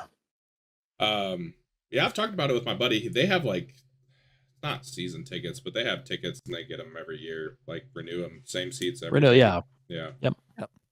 Might talk to him. See how expensive they are. What real life position besides driver would you other than driver, what position on a real life race team would you hold? Probably spotter or social media manager. Yeah, baby. Not what I was going for, but okay, that works. That's what I'm going for. Hit me up. That would be a fun job. That'd be a fun, all that shit I've talked. I'll still work for Rick Ware Racing if it gets me in the door. Not anymore. Fuck them. Even if they're celibate. I'm not a very good spotter. I would need a lot of practice to make that happen. So I think spotting is out. I don't think I have enough balls to call my driver out when he's being a little bitch, so I'm not going to be a crew chief either. I think I'll be the crewman that lowers the sign so they know where to stop. Yeah. I nice. catch the tires when they throw them to the wall. Yeah, that'll be my job. That would be kind of side man, baby. That would be kind of cool. What's your favorite type of racing, or do you like another sport and just do iRacing? We know Matt likes midgets, maybe a little too much. He likes to do the midgets. I do like to do the midgets. I mean, I gotta say, sprint car racing, right? I love almost all racing. There's just some racing I'm not into, but I wouldn't say there's any form of racing that's bad. But sprint car racing is at the top. NASCAR second. F1 probably third. IndyCar a close fourth. And then the rest is kind of there. Yeah, I think that's why Tommy and I are such good friends, is because we both just like racing. I mean, I don't care if you're racing freaking electric scooter. Like, it doesn't matter what it is. Like, I just city bike racing, baby. I mean, I've already given my spiel about flat track racing and how it's dying, and we need some more eyeballs on the sport. So I mean, flat track racing is just in my blood as far as that goes. So I think I would have to say that, and would encourage anybody that has flow to give it a watch. It's pretty fucking sick. Haven't seen it, witnessed it. It's crazy. And yeah, we sat on the backstretch and just like on corner entry, and holy shit, saw one dude. I completely forgot about this until now. I saw one dude, like, in our world, we would say he got loose, and like he saved it, and I don't think he let out of the gas. And I was like, holy fuck. Like, I would have shit my pants if that happened. That was I mean, the thing is, like, when they get loose, like, if they don't catch it, like, if they stay in it and they don't catch it, they are flying off that motorcycle. And it's like literally it's borderline dead. Yeah. John, you may have heard the Peoria track is famous for its jump. I don't know if you've heard about that or not. No. Unless you've told me once, I don't remember. Yeah, Season 8 podcast. Famous for the jump. So you watch the Peoria motorcycle race it's a flat track race, and they have twin motorcycles going over a jump. It's ridiculous. Damn. No, we did talk about this last season, is what I'm saying. I'm gonna have to look that up now. Actually, it's on JK Gaming. It's called Venomcast. Yeah. Because Kyle asked us what our dream iRacing tracks were, and you said Peoria Motorcycle Club. Yeah, and then we had this whole thing about the chicane and the jump, and that's fine. It's a fucking rerun, is all I'm saying. We're firmly on the rails here, guys. Come on, we gotta cut loose. Kick off your Sunday shoes, please, Louise. Please. Something like that. Besides your team, who would you like? You're the one on your knees. Take that how you will. Besides your team, who would you like to be on your team in Venom? You guys are car owners or truck team owners, so. I have so many since we've started a team just 2 seasons ago. I've been like, God damn it, why didn't we get? I was like, we should have asked Josh Freed. We should have asked Jesus fuck, you dirty fucker. I mean, I was just like, yeah. If I was gonna start a team from scratch today, and Matt and I weren't on it. Everybody's free agents, by the way. Everybody's free agents. Okay, great. Pick number 1, and assuming that I have the first 4 picks of this draft as well. I'm picking Matt Schlosser. I'm picking Joshua Matacek. And then I guess for camaraderie's sake, I'm picking you and Luke. I think that's a fucking powerhouse team right there. Team. That is a good team. I should have had you guys. I should have had you guys go back and forth since you technically own different teams. God dang it! Oh well, a missed opportunity. Nah, it's fine. It's too late now. Matt, you get to pick your own 4. You can pick the same 4 if you want. I don't give a shit. I don't make. Yeah, I mean, just for like, I would care. The way I heard the original question, I thought we were only picking 1 to come over. So for that, and what is actually a possibility also in the landscape of Venom at this time, I would also pick Matt Schlosser because he is Matt Schlosser, the lone wolf. And for me to be able to throw him enough of the bag to get off of his lone wolf bullshit and get him to drive for Team 199. I think that is the ultimate get. I don't think there's enough of a bag to throw at that man. I think he's got everything he needs. I don't think He's there is content. either, but I think that's why it would be such a such an accomplishment to get him to not do the lone wolf thing and get back on a team and have it be mine. It'd be your beating Josh Matacek at Bristol Dirt that you didn't get to actually do. That would be that level of an accomplishment for you. It would. It absolutely. In the and I agree. I back you up on that. That is, yeah. We're also teammates with him on Sunday anyway. So I have a leg up in that department. That is true. You have a little. We've gotten it in. Speak to us. You know that is true. He does not. I've never talked to him in a race before. Not once. Anybody. I know. I was swerving all over the place in practice. I don't remember what I was doing before Bristol Dirt, and I about wiped him out like 3 times, just fucking off. And I was like, "Sorry, Matt. I know you don't have a mic. I know you're not mad, probably, but sorry." I was opening a tab or something on my computer. Somebody kept asking him on Sunday if they had damage, and like they asked him 2 or 3 times. I was like, "Dude, he's not gonna. He doesn't talk. He doesn't have a microphone. Never. You are wasting your breath. Silent. You are working yourself up against. You're talking to a brick wall here. He's working himself into his shoot. Yeah, pretty much. Matt is incredible. Matt's been on the podcast. If you haven't watched it, go back and watch it. It's in the playlist. Concur. What Venom driver do you want to get punched by? I've already riled up Jeremy once. I think it's on my bucket list to have a hockey fight at some point.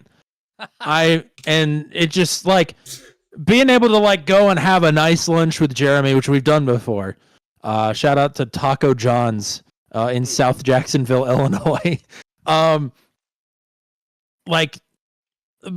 and have a nice lunch with Jeremy, cut it up, and be like, "All right, let's go, hoser," and then get out on the ice and he can win. Like he can win too. That's totally fine. But I just want to have my shirt pulled over my head and just get fucking just gut punched 3 or 4 times, hit with an uppercut, lose a tooth. That's a great like Thursday for me. So Jeremy, if you're down, let's do it, bud. What do you say? Oh, he's down. You know he's down. Oh, I know he's down. All I have to say is like Quebec superiority, and he will fight me anywhere, anytime. Put it on the quote wall. He's down. Matt, who do you want to get punched by? I don't know. I almost wish I had some beef with somebody at this point, because the fuck? I mean, we have beef. Oh, you two can't fight. It'd be like 2 kittens rolling around. It'd be too cute. Yeah, we might end up kissing afterwards. You never know. Whoa. Oh, Bristol's gonna be interesting. Kidding. I'm kidding. I'm not going anymore. No, I don't know. I'm trying to think of somebody that I feel like would never ever get in a fight in their life, and like make them have to punch. You know what I mean? Matt Schlosser. Would it be Matt? It could be Matt. Probably Matt would on Matt be. Violence. I mean, a society of Matt imploding would be interesting. I think. Man. That could be that's like a comic book right there. The Society of Matt's implodes. Yeah, There you go. Me and Matt Schlosser are gonna fight. Brody would have been another good answer. He's about 5'2". You can't punch a child. He's 18. He'll tell you he's 18. Oh, well, shit, bring his ass over here. I'll whoop up on him right now. Kidding. Now, Flinky Roberts is off limits. You can't fight. Oh, Flinky. God. What reason would you have to fight Flinky anyway? Not that you have a reason to fight Matt Schlosser or Brody Gunter, but... I think that's the answer to my question. Who is the least likely to ever want to get in a fight and make them punch me? I would make Flinky Roberts punch me. You're pressuring children to punch you in the face. Oh no. We are firmly off the rails. I think we are rail adjacent at this point. If If Jeremy hits a golf ball at the speed of sound, which happens, and Steve codes a target in honey 2 miles away, what is the meaning of the Venomcast? Meaning is subjective, and also does Jeremy golf in meters or yards? Do you know? He's like, well, I don't know how long a yard is, you know. He just fucking hits the golf ball. I don't even think 400 yards. I think he just tries to hit it over the mountain. No. He's not trying to hit it at the hole.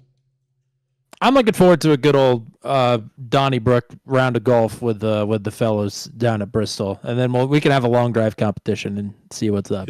So have Jeremy whip our ass. Got it. The Marshmallow Drive. If that's what it comes down to. Like I said, I'm willing to lose to Jeremy on whatever. I just want the experience. That's fair. And then he can punch me in the Apparently we need face. to find an ice rink for Tommy and Jeremy to Throw get it There's out. one in Jacksonville, but it's got to be cold first. Oh, too bad Matt's not louder. That would have been great.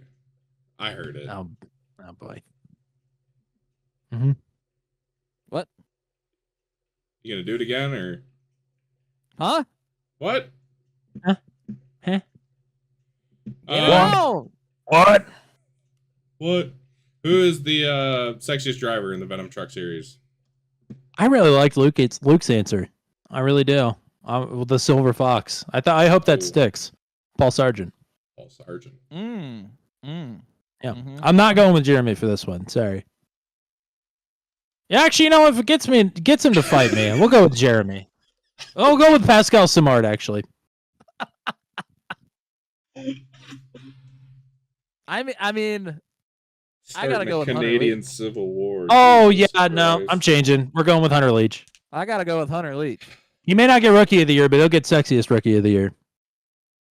without a doubt. Without a doubt. Not a doubt in my mind. Greg Bradshaw, not sexy enough.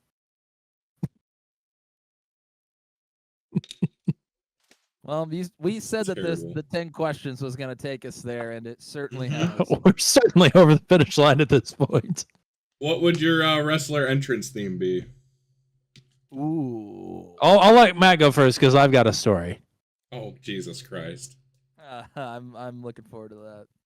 Oh gosh, I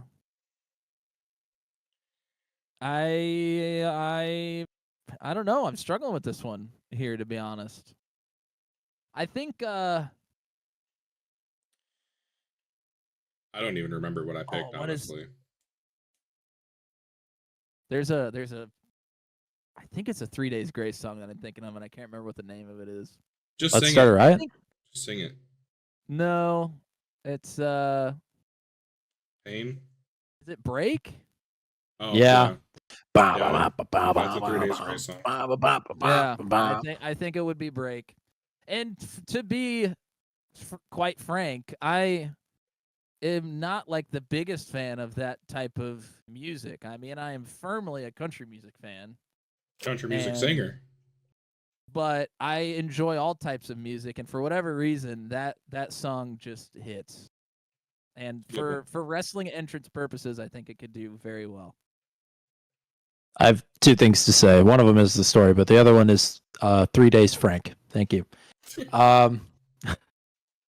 Okay, so I don't think this has ever come up before in the Venom cast. When I was in college, I, for a brief spell, was training to be a professional wrestler. That is true. What? Why has Yes. this never come up before? Very true. I mean, it's a very specific story, but yeah, I was working in an indie as the ring announcer. They were giving out free training on the weekends, so I was training there for a hot minute. Eventually, my appendix burst. I had appendicitis. That put me really out of shape. Got back into training. The first training session after I came back, a few months after my appendix burst, I gave myself a mild concussion, so I stopped training after that. Attaboy. Yeah. It truly was. I gave it to myself. But long story short, I had a whole storyline planned and everything, and my entrance was going to be Girls by the Beastie Boys. And then I was going to have an evil version of me, and it was going to be Holy Diver by Dio. Ooh. I haven't heard that So. song in a fucking minute. No, it was Holy Diver. Yeah. Banger. Ooh. Number 9. What is the most memorable Venom race? I did go back and listen to our very babyface season 5 podcast, the very first one that we did. Jesus Christ. It's still hard to top Michigan season 5. Like there have been some great races with very memorable outcomes that we were really excited about, like Flanky Roberts winning at Bristol Dirt comes to mind. But I mean, it's hard to beat Michigan season 5. That was just so iconic in the wrong ways. Whole fucking field erects at the front. Mm-hmm. I do think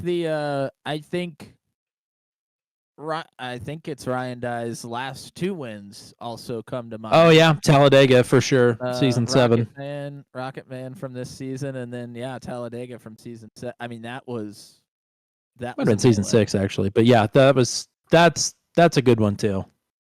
The whole field wrecked in the Talladega one too.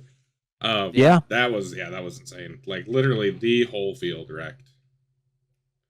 Number 10.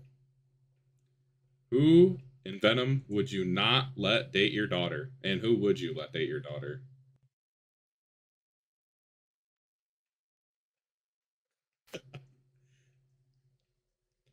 Perfect question to end on. I don't know. I'm split somewhere between letting Cole date my daughter and not letting Cole date my daughter. There's Take no no- chance. Really, No chance truly, in hell. truly a there's no 50-50 chance. ball. The things I appreciate about Cole are the things that would really go either way. Probably leaning towards no. Not I'd not probably a chance in hell. I'd probably let Paul Sargent date my daughter, but that would be weird. So also depends on how old my daughter is in this scenario. Which, to be clear, I don't have any children. Neither of us. None of us do. That you know. Same. I really hope I don't have any children. I feel pressure to choose somebody that's young. Don't look at me. You're younger than both of us, asshole. Am I really? I think so. 26. I'm certain you're younger. Yeah, than I you're am. younger than both of us. Not by much, I but was gonna say it can't be by much. You guys aren't that old. somebody asked me at Very work the good. other day if I was 30, and I really was sad about it. Fuck. I got carded the other day, and I was like, "Holy shit, this actually feels nice." It I've feels- not On a- been on a carded diff- in multiple years. On a sort of note about dating and being old, unfortunately, I will be 30 when I get married, and I'm not happy about it. What is the date for that? I don't know if you want to. No, I haven't said. Wow, I don't know. I if don't think can so really- anyway. I don't really know if I can announce this because there's a lot of people that don't know yet that Okay. should know. But the thing is, they're not going to listen to this. So That is also true. You'd never know. And I am theoretically one of the people that needs to know when it is. it is in September of 2026. We'll just say Okay. that. Okay. Yeah, there's only one date that I wouldn't go with is in September. So Yes, I made sure that one was off limits. okay. I'm gonna have to miss another wedding because of. No, I'm just kidding. To get back on topic. What fun is that? We got to talk about your guys' wedding. For the That's people what that we're going don't to know. talk about? For people that don't know, Tommy and Matt are getting married. Congratulations, Tommy and Matt. Ah, yes. Yep. Uh-huh. Tommy can't believe it. Damn. I'm John so. sprung one on me. I didn't even know that. It's really a dream come true. Thanks so much. It's, that There does is a good chance Tommy is involved in the wedding. that does That is, yep. that does remind me. I need to tell a story after we answer this question. Tommy and Matt actually are not getting married. For anybody that thought that was serious, that's not happening. The name on the contract does say McMahon, but it says Shane McMahon. Whoosh. You signed the wrong line. No, I didn't. Anyway, Anyway. so daughters and such. Who's not dating your daughter?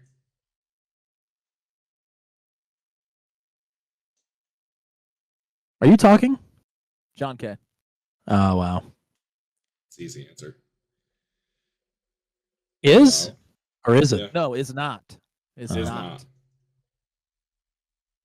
Okay. Sorry, I'm a John. piece of shit. I'm a piece of shit. It's okay. I know. I mean, let's be honest. This really all stems from you telling Allie to get back in the kitchen and make you some Oh, fucking here we food. go. I did. That's it. I did do that. She's not listening. One That's of the money. one of the greatest interview moments of all time, really. Get That back is- in the kitchen, he said. That Very is the- progressive. That's the only time I've ever told her that. I'm usually what makes it funnier is I'm usually the one that like I love cooking, so I usually do like all the cooking and do the dishes and stuff because I dirty them all. So. It was fun to pull it quickly. I do a lot of the cooking, but I don't do a lot of the dishes. That's the trade-off. We don't have very much stuff to get dirty, so it's easy to do the dishes. You only have to wash 10 things until you let them build up. Then you're fucked. That's where I'm at right now. Tommy, who's not? Is Cole still your answer? It should be, honestly. Yeah, I guess it's cold. It's not. Cole would. Never mind. I'd let the Flinkster date my daughter. We'll go with Flink. Flinky's a good Yeah, kid. if she's under 18, I was gonna say the same thing. The age, Yeah. how old my daughter is really throwing me for a loop. with this. Hypothetically, is my daughter as old as I am right now? Because I have a Yeah. lot of questions. Flinky is also the only one that can date your daughter if she is under 18. That's Bentley. Oh shit. Yeah, I think that's all we got. I think we're good. Matt, do we want to? I was wondering if this was going to come up. Wait, are you guys This would be actually getting married? No, this is Oh. an even bigger announcement than that would be. Oh. Also, wait a minute. Before we get to this one, I want to, on the last season's podcast we did with you, we mentioned a potential second channel. Yeah. That will not be happening RP. anytime soon. I don't remember. He doesn't even remember. That's I how don't much he remember pays that. attention to us. Wow. I'm pretty sure I get told to not remember so much shit that I end up forgetting stuff I'm supposed to remember. No, you weren't really supposed to remember, but Oh. Yes, you were. we did mention it, and we had plans for one. But now that everything in Turn 200 has changed, it is no longer happening. And now everything is changed. So I want to get that out of the way first. Now, something that will most likely, about 95% sure, will be happening, Tommy, is You're throwing it to me? well, I'll tee it up. We already know that we are going to have additions to our race teams in the future. We have 2 drivers lined up already. We do. What? So when we were talking about who we would add to our race teams earlier, I said Schlosser. Unfortunately, I haven't convinced him of that yet. Yeah. But I have convinced somebody else to join my team, not in season 10, but in season 11. They are willing to start making starts for Team 199 in 2026. Yep. And that driver is Drum roll, please. I can't do a drum roll. It doesn't pick up on the low end. who will be Oh. attempting to run a full-time season in season 11 of the Venom Truck Series, Matt Williamson. Oh shit. Bum. So we can actually have beef. I can wreck you and shit. Motherfuckers are gonna have beef with me. Trust me. Well, yeah, if you run in the back everybody and spin them out, yeah, they're gonna be pissed at you. Exactly. That's what I'm saying. You gotta watch out for this guy. Do you have to run the recruitment races, or are you already cleared? I mean, I've already made Did a you run start. this so I season? really- and I have run recruitment races in the past. So That's fair. So I guess that leaves me with my team's announcement. And my announcement is that I'm leaving Team 200 to join Team 199 for season 11. Oh my god. actually, So- in all honesty, we haven't talked about if we're running for our own teams or if we are joining forces. My thought was I that gonna we would have team whatever number would be me, you, Ryan, and Hunter, and then our merry band of travelers would be on our second team, which would be some combination of, if they wanted to come along, RJ, Corey, who hasn't run at all this season, but hopefully he runs on Tuesday. The Pascal Samard has been great. I've loved to see him get close to getting top 10s and sneaking in a couple of top 10s here this season as well. So shout out to Pascal. He's been close. Have you had conversations with him? Not in person. I think technically we did run one race together. We ran a pro-am together. Oh, okay. And he Yeah, we did. spoke a little bit. I have not interacted with Pascal much other than We messaged. very shittily in French telling him thank you. Pascal's awesome. I love Pascal. Yeah, we message infrequently, but yeah. So anybody out of that crew, or Matt Schlosser, if they want to come around and come join in on the fun, My words, it'll happen. we're also looking for alliances for season 11. If anybody wants to, we've got some extra land. If anybody wants to build their shop with us, but yeah, that's the plan right now. 95% sure. Matt and I will be full-time drivers in season 11. We are working with league officials as it pertains to the broadcast, because we will certainly, in one way or another, help that situation along. But we've got season 10 on lock. We'll be up in the booth. I'm not planning on running any races next season, even if every week is at the Springfield Mile. So I'll just stick to the booth, and Matt's more than welcome to race if we have a dirt race or wherever. I don't care. But yeah, we'll be at it season 11 as long as the league will have us. So I'm good with it. Not that I have much of a say in anything, but well, John said it, so we're in. We're good. Thanks everybody. Yeah, I've got some working with. Got some pull. We're working with league officials so we don't get Mike Wallace out of Venom Truck Series. True, that's true. Yeah. Well, congratulations. Welcome to the track in a year, or less than a year, whatever. Probably a year. You guys got plenty of time before we start making a ruckus. Fuck shit up. Amen. Yeah, however you guys want to fuck shit up. Oh, I will. There's a new. There's definitely, if nothing else, there's a new super speedway team to worry about. That's all. That's we true. we joke around a lot. Matt and I have high expectations for the super speedway races to contend for wins every single time. And I know there are good super speedway racers in here. I can't tell you how excited I am to get to race against like Kyle and Jeremy at the super speedways in particular. But there are a lot of other good ones too, like that whole Broke Guy team, really good. So that's the thing I'm looking forward to the most, but also to see how I stack up across the entire length of a season. But I'm there to win Daytona and Talladega. It's too bad Kyle's teammate fucking sucks, or he'd have had a really good chance to win that Truck 200 race at Talladega. I wonder who the fuck that would be.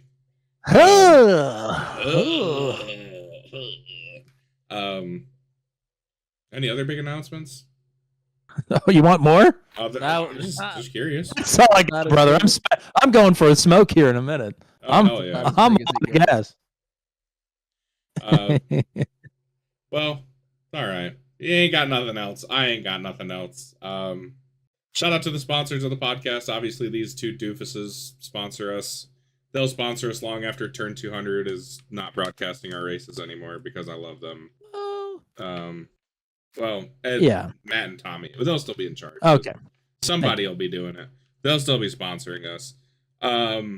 Shout out to NASCAR Report. RJ put out a lot of good stuff last night. We're recording this on Sunday. It's probably going to come out on Monday. Shout out to what? Oh, not NASCAR. Motor Stardom, not NASCAR Report. My bad. Yep. Honestly, I I didn't feel even like catch that. I feel like his truck still says NASCAR report. I don't think I didn't look. I don't think it. I saw it. I don't know why that popped in my mind, but I feel like I saw that on his truck. Yes, you are correct. Motor Stardom. Shout out to RJ. He's great. He's fantastic. A lot of good content last night after the Martinsville shit show, Xfinity race.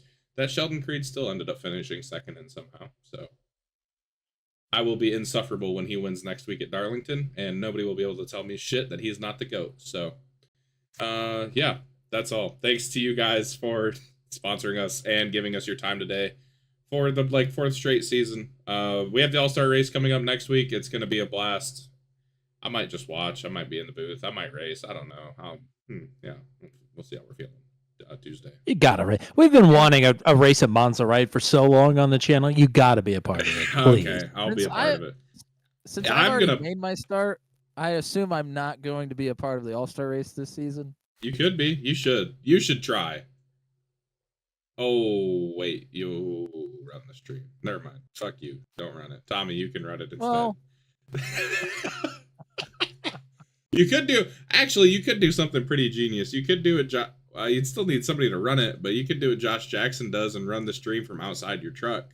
Like, have a second iRacing account, and he streams the outside of his truck and the inside of his truck. Oh, I did not know that was a thing. I don't know how it worked out, but he logged in with his second account to a race, and I was wondering why that was. I think, and why he has a provisional as his second account as well. Yeah, I don't know if it actually worked out or not, but that's an idea he had, and I'm curious to see if that actually would work. That is cool. Yeah. I like that. I don't know. I'll probably race. You have to have good internet to output that, though. Yeah. Yeah. I'm gonna go ballpark it in turn 1, probably. That'll be awesome. Turn 4, you mean? Whatever. Wherever. You still go into turn 1. I don't care if you're turning right or left. Oh, I mean, it's technically turn 4. You go 4-3 and then 2-1, and that's a lap. I'm not listening. And Pocono has 6 turns. We're fucking done. We're out of here. We're out of here. This shit Yep. shows. That's enough out of you. Peace. That's a Nagy! Woo! Shout out to Nagy. He didn't even ask me about my shirt. Wow. What even is Nagy? We're still recording. What is Nagy? What is Nagy? I'll tell you what Nagy is. He is a man. He's a real man's man. No, so he's man. one of my best friends from college that I lived with for quite a while. I lived with him probably like 4 or 5 years. Mm-hmm. And he is a fiddle player for Cameron Marlowe, who is a touring country musician. Oh dang! I feel like. And do you have stuff on the radio right now? I feel like I heard that name recently. So there's 2 Marlows. There's Dylan Marlowe and Cameron Marlowe that are both like up and coming right now. I saw something from Dylan Marlowe on the radio the other day. That's what it is. I think Cameron's had some radio stuff. I think he's had like 1 or 2 that have gotten some radio plays, so it is possible that you've heard his as well.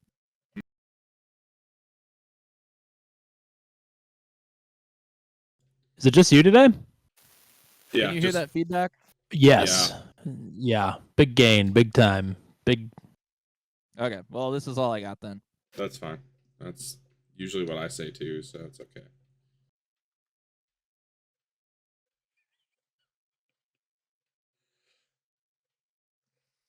Is it just you?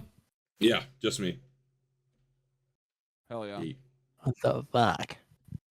So I actually got that idea from do you guys know what the TV show Street Outlaws is?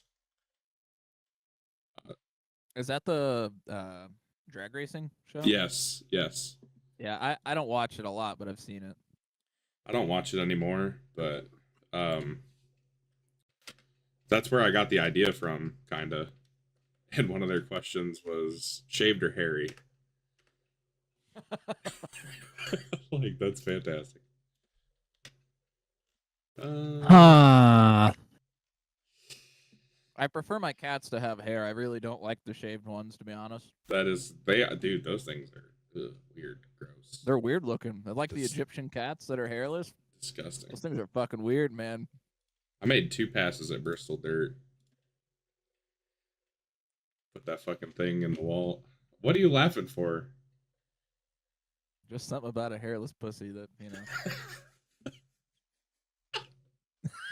See, I was fucking zoned out trying to do other shit, so I missed all the shit. I mean, I was being sincere when I said that hairless cats do freak me out. But Dude, they're fucking. Well, I mean, it is Martinsville in the next gen car, so you might as well take Christopher Bell since he's on the pole. Nobody will pass him all race. Yeah, that's a good point. Unless there's a caution with 2 to go, and then in which case I'd pick whoever's restarting in 8th. unless they use Bristol tires. Last night pissed me off so fucking bad, dude. Yeah, you're not alone. And Creed finishes second again. Did he really? Yes, he can't even Oh fucking my back. god. He can't even back into one. Austin Hill fucking shoved Allgaier through all the shit and shoved Allgaier out of the way and won. So granted, Oh, if fuck. Creed would have restarted on the bottom, he wouldn't have done that and he'd have finished second somehow anyways. Shout out my guy. I'm gonna make a change to see if I can get this to be louder. Are we recording yet? Yeah, we are, but that's just for Oh, we are. B-roll afterwards, so it's fine. All right. Let me try something real quick. Is this any better? Or is it worse? Talk again real quick.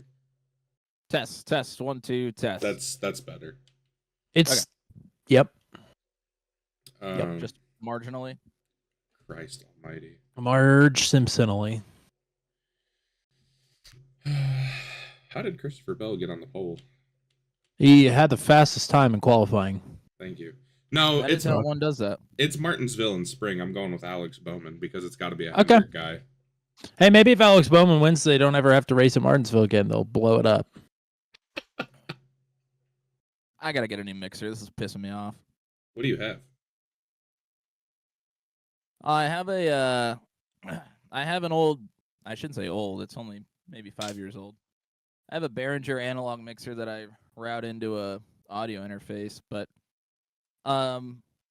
we were playing games one night and I took a drink of an alcoholic beverage and somebody said something really fun. And it was an alcoholic beverage that's like has a sweet taste to it. It's like got a lot of sugar and shit in it. Like the red, white, and berry Smirnoff Ice. Mike's Hard Lemonade. Yeah, it wasn't that. It's kind of like an off, like a I got you. not very well known like regional brand. Anyways, somebody said something really funny and I literally spit it all over my monitor over here. And my mixer is directly below my monitor, and I think I just got all that shit in my mixer, and it's totally fucked now. Fucked it.